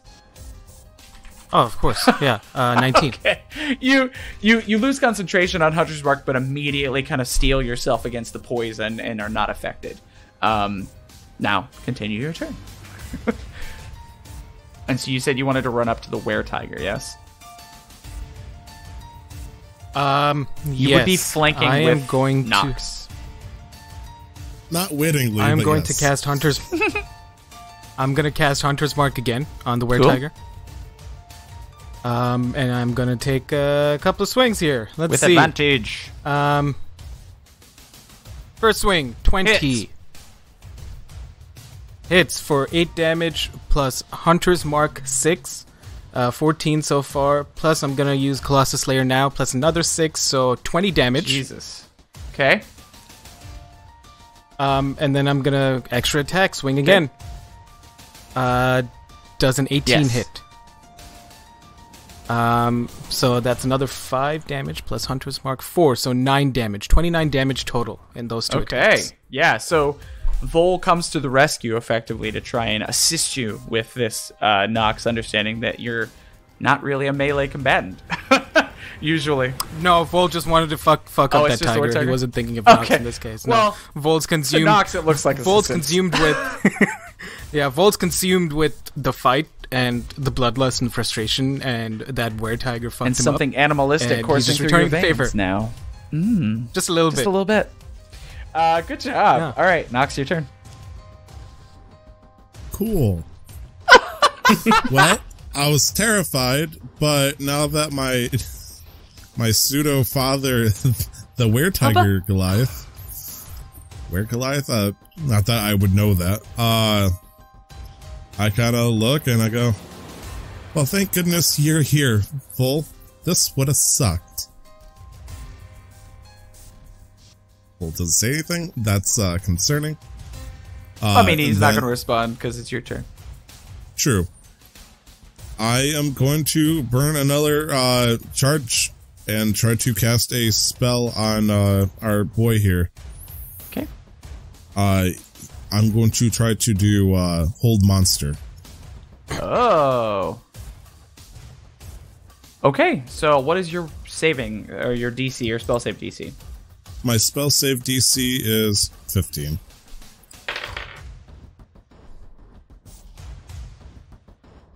Okay, yeah, it seems to seize up as you point the staff at it, and, you know, waves of energy emanate towards it, and it just kind of is now paralyzed, Good deal. as your spell seems to have been successful.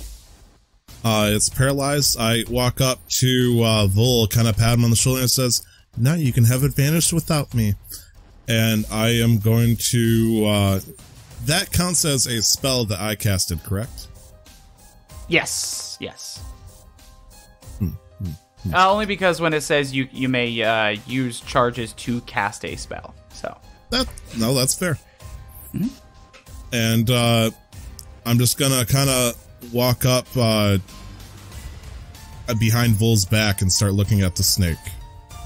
Okay. I'm gonna get Kind of Vol's back to back as, now? Yes, that way if the snake comes, it's gonna come at me at this time because this is Vol's fight. I'm trying to keep out of it, and Okay. I think that's gonna be it for my turn. Good job. Awesome. And we're back to the top, and it's the were-tiger's turn, who gets to attempt to make the wisdom saving throw again at the end of its turn to try and break out of the hold monster. And it does not. As he continues to just, I'm gonna kill you, little lady. But he can't turn around. How long does hold monster stay active? 1 minute until it breaks out. I think I can make a saving throw if you hit it. No, it makes at the end of each of its turns, it makes saving throws. Oh, so everybody can beat it up with advantage. Okay, cool. Just making sure. Yeah. But yeah, that's the end of his turn because he can't do anything else. Now the Decopus is going to once again trying to attack Magdohr with its tentacles first. It rolled a 11 to hit this time. That misses. Hey, first missed attack on Magdohr. Can't hit them all. Yay. And it's going to try and bite you, which it does not have advantage on because it's not grappling you. And it crit fails, so it slips on the floor and splats down, and that ends its turn. So if you attack it, you will have advantage as long as it's a melee attack. Now it is Giant Snake, and Giant Snake wants to eat something. So the closest thing it can go after is Magdohr. So it's going to try and bite Magdohr. And I fucking crit failed again. Goodbye, dice. So that thing ends its turn as it starts towards you, and then it, like, looks towards the crowd and smells the food and gets distracted by the cheers. I don't know. Makes sense. Magdohr, it's your turn. You got a prone slime monster in front of you on the ground. He's prone? Oh, yeah. Oh, yeah. Yeah, because he crit failed. Yeah. Well, I'm going to do my classic. I'm going to take my new hammer. I'm going to take beauty. No, wait, I didn't get beauty. Never mind. I just have my hammer. Alright, so I'm going to take my hammer and just smash it down, put it in my metal arm, because I want, and smash it down as hard as I can onto... So effectively, you're going to be using 2 hands with this, so you would get to use a D10 instead of a D8? Okay, cool.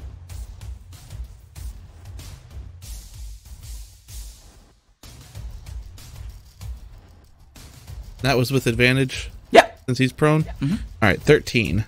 13 does not hit. I missed. Mini tentacles, I was aiming for all of them. And you're including a +3 to hit from the weapon? Yeah, I rolled a 2. Okay, that checks out. I was like, man, that's rough. Well, actually, sorry. The advantage one I rolled a 5, and that was the 13. Oh, but yeah, they were bad rolls. Okay, so... And then... yeah, that's your action. Yes. And I'm going to be pissed off, but also know that I've got 2 people around me, so I'm going to heal myself again. Good. With Healing Word. Okay, so you miss as... it like hits a part of it that's like sludgy and like goopy, so it doesn't really damage it. But now it's Vol's turn.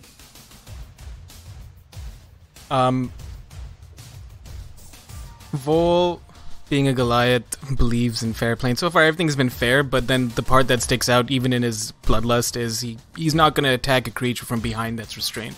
So he's going to circle around to the front of him and then attack. Love it. Give advantage.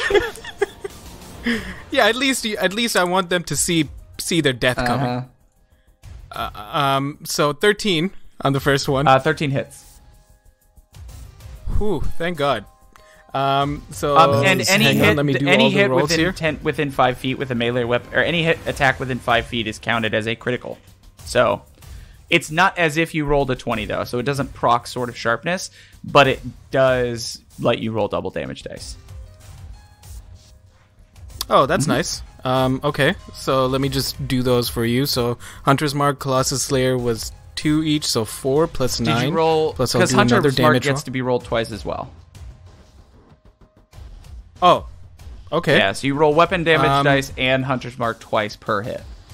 And Nick, just so you know, you'll have to take 3 off that second slash because you don't add the bonus twice, just the weapon damage. So 9, 2, 2, 5, 6 so far. Okay, so 9, 2, 2, 5, 6. Thank you, Tyler. So that's 10, 15, 24 on that first swing. Okay. Great. Is it still standing? Is Oh, okay. So I'm gonna swing again. Go for it. Murder machine. 15. Hits. Crits. Okay, Yeah, crits. so let me Sorry, not the... let me do all of that for you.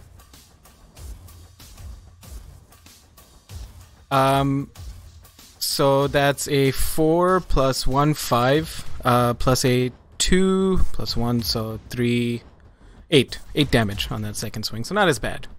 And that's with 2d8, 2d6, plus your strength modifier? It was heartbreaking, man. 2 1s. Oh, that's rough. Yeah, So 8 no, it was- damage? Yeah. Okay. Sorry, I know I'm asking for clarification a lot. I just want to make sure that you're not losing damage No, because that's they're fine. all new Yeah. items. So I'm not saying that I think you're stupid. I'm just trying to make sure you get as much out of these new items as possible. No, it helps me Okay. too because, you know. Okay, cool. Yeah. He seems very, very, very angry as he grits through the bloody, the blood coming out of his mouth, but he can't move or respond. Did you want to do anything else? And then I'm going to grab just going to grab the back of his neck and just look in his eyes. This is going to be romantic and fun for me mostly. Okay. Nox. Nox has been a support machine so far, but then realizes that Magdohr has been ganged up on. And so asking for a friend, which creature looks like it has been taking more damage? Definitely the were-tiger. Between the Other creatures than them. fighting, yes. Yeah, the snake hasn't been hit yet, and so it's completely fresh. And the Decapus looks like it's only taken one solid attack. So the Decapus is taking more damage than the snake for sure. All right, so I'm gonna attack both then by twinning the spell, and I'm gonna. What else could I use? Here comes old Nox asking for a friend. Is Corrosive in the playing field or no? Yeah. Are you sure? Okay. Then I'm gonna send Corrosive to give me the help action against this giant octopus-looking creature. At least that's what it looks like in It'll my negate head. disadvantage because it is prone. Is it still so- prone? Yeah. So it negates disadvantage. So that's. Ooh, awesome. You're right. It is prone. Are you using Eldritch Blast? Because technically you can't twin Eldritch Blast. Nope. No, Chromatic Orb. I was gonna say, technically, if I wanted to do Eldritch Blast, I could shoot one at each and just be done with it, but Yeah, for sure. I can't twin it. Well, I mean, if that guy's prone, then yeah, you're right. I am gonna have disadvantage. You know what, screw it. I'm just gonna shoot a regular Chromatic Orb at the snake then, Okay. because that's who I was looking at in the first place. Go ahead and let me know what needs to happen, if it's a save by the snake or whatever. Okay. So I'm going to send Corrosive at the snake to give myself advantage or negate a disadvantage. I don't think it is prone as well, so I should be able to hit that. So Art snake's always prone. Ain't that the truth? kidding.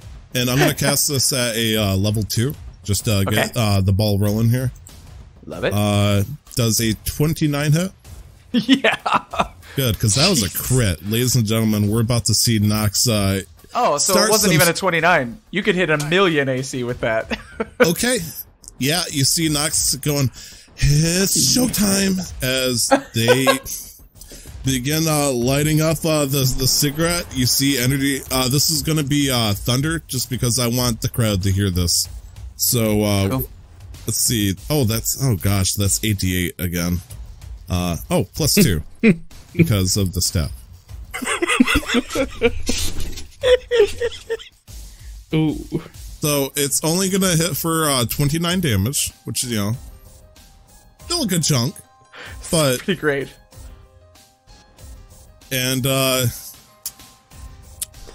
you know what? That's it. I'm gonna start walking towards the snake and saying, "Hit me!" All right. Yeah, it's like 20 feet away from you currently. I know where this ends. I know where this ends. All right. After Nox goes, it's the Were-Tiger's turn, and it once again freaking fails to get out of the paralyzing. Now it's the Decapus's turn, who is going to. Does the Decapus speak any languages? It doesn't. If you walked out saying "hit me," it was going to turn and hit you. But it can't understand you, so it's still going to go after Magdohr with tentacles. I'm seriously done with this dice. That's 3 ones in a row from that thing. So now I'll buy that dice it's going for to you. try and bite you. And it rolled a 9, so that one's over. Now it's the snake's turn, and it can only move 15 feet. Not that it matters, but did he stand up from being prone? He did, yeah. Thank you for asking. It did stand up. The snake moves, it dashes effectively to get up to you, Nox, but it can't attack because it used its action to get there because it has a low speed. And now we're to Magdohr, then Vol, then Nox again. I'm going to look at the Decapus and you're one ugly beast, aren't you? I'm gonna try to smack him in his face with my hammer. Two-handed. Okay.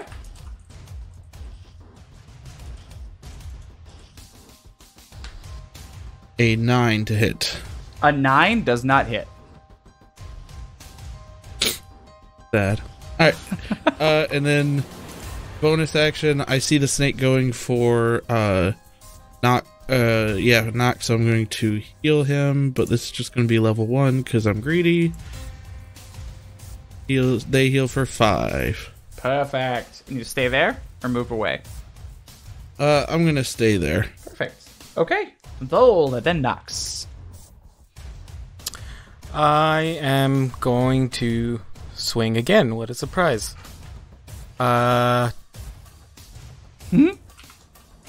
So that's 9. I have to roll these twice again, right? Still continuing the same Probably thing? should say what you did to hit. Okay, yeah. Sorry, 23. Yep, that to hits. Hit. Okay, hang on. Do that twice. And I'm also gonna burn Colossus Slayer on this one. Okay. So that's a 26 on my How do you kill him? first swing. I behead him. Yeah. I just prep up, like, Vol gets down low, and then just swings upward, but, like, quick, and then just take off his head. Love it. He falls to the ground headless, dead as it reverts back to its human form. And then you have your friends in front of you.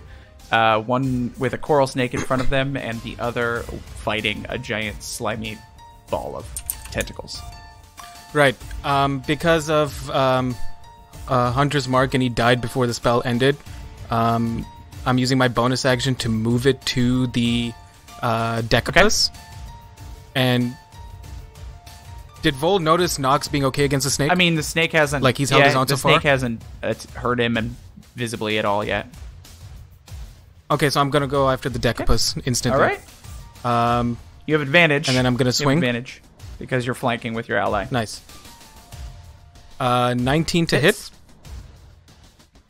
That is going to be 6 plus 3, 9 damage. Okay.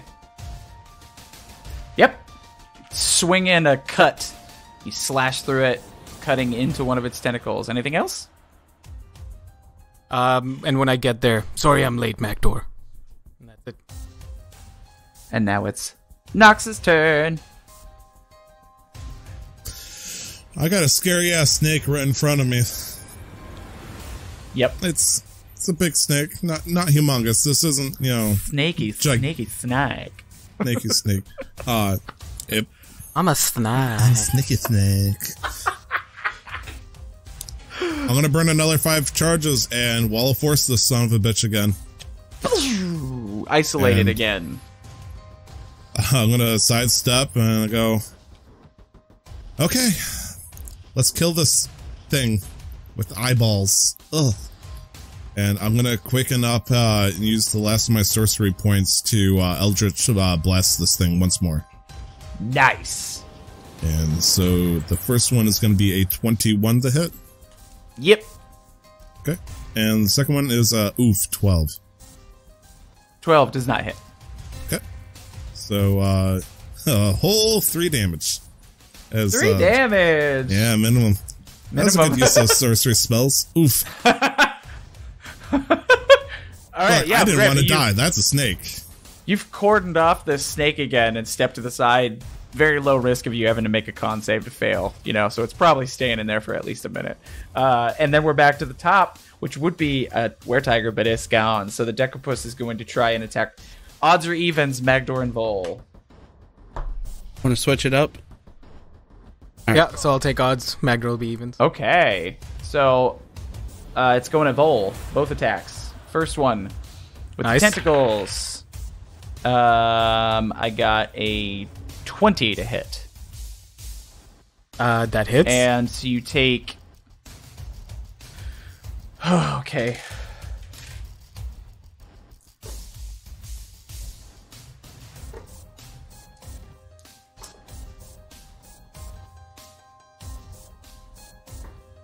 Give it to me.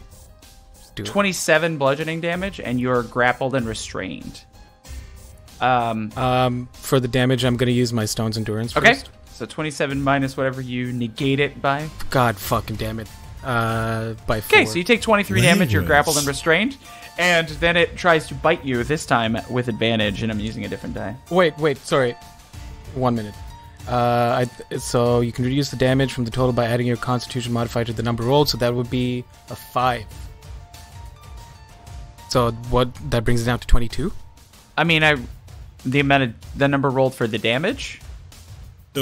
Yeah, so with my Stone's Endurance, I rolled a 4. Yeah. And I can add my Constitution modifier to it as well. Yeah, just so that's a total of 5. How much do I use? Based on what I told you, yeah.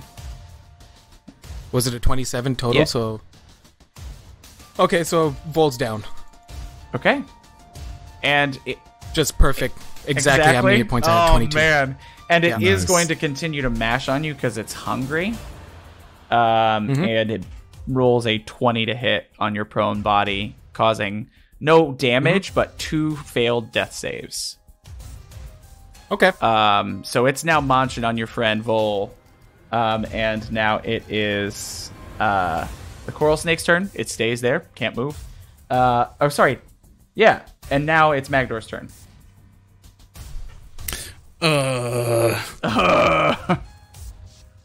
Magdohr's just been fighting this guy this whole time, and then all of a sudden, I can handle it. so if I heal him, what happens? He's conscious.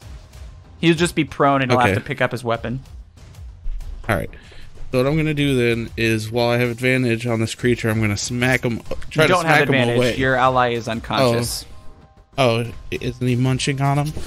Yeah, but that effectively no tactical Alright. advantage for that. Yeah. So if I heal, I can do busy- bonus action busy then eating. action, right? Mm-hmm. So I can heal him and then do it. Yeah, but it wouldn't have advantage because your ally's still prone on the ground without a weapon up. The Okay, idea of fair flanking enough. is that they have All to right. fight both sides, and he's not able to do much. Well, I'm gonna try to hit this guy from the side, Okay. two-hand the weapon, and just try to kind of push him away. Swing home, Magdohr. That's gonna be an 11. Misses. Be like, shite. And then use healing word onto friend. All right. How many points does he heal for? 5. You have 5 hit points, Vol. You wake up as it is your turn, and this thing is like about to munch down on you. It's your turn again.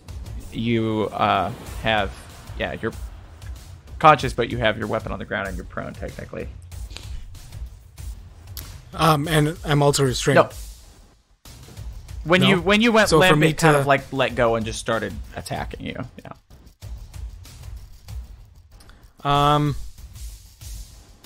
Okay, so for me to stand up and pick up my weapon, that'll take up my Nope. action. Half your movement, and you can interact with one object for free to grab, stow, or weapon. So you can pick up your item and stand up for half your movement. Okay, Vol's gonna mash on this guy then. He's gonna stand up, pick up his weapon, yelling. He's like, just go right back into it. You have advantage. But I am gonna burn a spell slot to cast Ensnaring Strike. Oh boy, here we go. First, There I go, kill it again. my first swing, 21. Does that hit? Okay, let me just do the damage for that first. 6, and I'm gonna burn Colossus Slayer as well. So that's a 7 total. Jesus. Okay. Next time you hit a creature with a weapon, target must succeed on a strength saving throw or be restrained by the magical vines that What erupted. is the spell save? 14. It just narrowly avoids being restrained. Okay. Does it take extra damage from the And- snaring strike? Only if it's been restrained. Okay. But yeah, it does like thwack away the vines with its own, slimy tentacles. Anything else? No, Vol's hurt, but he's not backing down. Vol's not thinking. No, Then that's it's it. your turn, Nox. I'm maintaining concentration on a giant ass snake right next to me. I can, like, much as I want to start buffing up the team, let him start thwacking. I don't think it'd be worthwhile in my end. So I'm gonna shoot another chromatic orb level 2 at it. See if I can hit it. Does a 26 hit? Okay, good deal. Let's see. I need to set up a thing to actually roll 48 for me. Pretty good damage. 24 thunder. Okay. Okay. All right. And- Yeah. Emanates from it. And I'm gonna basically do the the great Bambino move where I hold the staff up to it like I'm going to swing to the skies. Love it. I'm going to see if I can somehow taunt it. Okay. Cool. I love it. Okay. He said, I'm like, oh boy. It's the Decapust's turn, and now you are a viable target. So it can go after any one of you three. And it does go after you. So it slithers out of the attack range of both of you. Or both of the both of your allies. So you can both make attacks, but you don't have advantage. Would it be two-handed for mine? Yeah. Since I had it in both my hands? Yeah, okay. If you choose to hit it two-handed, that's always up to you, as long as there's not something else in the other hand. Does a 25 hit? Does an 18 9 hit? damage. Yep. 10 damage. Is Hunter's Mark on that thing still? And you... No, but because when I went down, the spell ended, and then I cast an Colossus ensnaring Slayer strike. can be added here. It's once per turn. This is its turn. Oh. Well, knowing that, then yes, I'm gonna burn Colossus Slayer. It's good to know. 5, so 14 all right, total. how much from you, Magdohr? 10. Magdohr, after all your struggles with this thing, how do you kill it? I see it. So it's already turned around at this point. I see it start to moving towards your away. sorcerer friend, yeah. And I'm just going to try one more time to bat him away from the body. So I smash him. How far away from the wall are we? It depends on what wall you're talking about. The one behind you is about 15 feet back. The ones to the left and right are like 30 or 40 feet. Kind of in the middle still. I just smack him down into the ground onto the left of me. Yeah, I mean, it skids off like 15 to 20 feet as it just falls dead. And because of the fact that there's 3 of you and now just a snake, we can fast forward through this combat because you're not going to lose as you systematically I throw my hammer at it. Get rid of the thing. Well, I mean, you have to wait until the thing's dispelled, but you guys prepare actions, for when you dispel it, and then you all like fucking just ream it as soon as the wall disappears, and the crowd fucking erupts as you have defeated against a decent chunk of odds and made some coinage and gotten some cool items, and we'll pick it up there next week. Nice. Good job, guys. Oh, got some shiny new digs. You got some, fight some new things. Everybody's upset that we didn't spend, 10 minutes beating the shit out of the snake. We got time limits here. You can find me on Twitter at 2timestyler. You can find me on Twitter at LR the11th, all letters. Oh, you can find me at... go ahead. No, it's you. Go. Alright, you can find me at Zigzagoon. You can find me at Glenn Houston. Glenn with 2 N's, and Houston looks like Huston. Ooh. We are a part of Casual Master Quest, a podcast network dedicated to giving you the video game news and tropes you deserve. You can find the show everywhere you can Google and on Twitter at CMQ Network. That was Nick, that was Brandon, that was Glenn, this is Tyler. We'll see you next week with another session of Casual Quest Masters, where we go in active detail on how we murder the snake. And don't forget to never stop the quest. Bye-bye. Bye.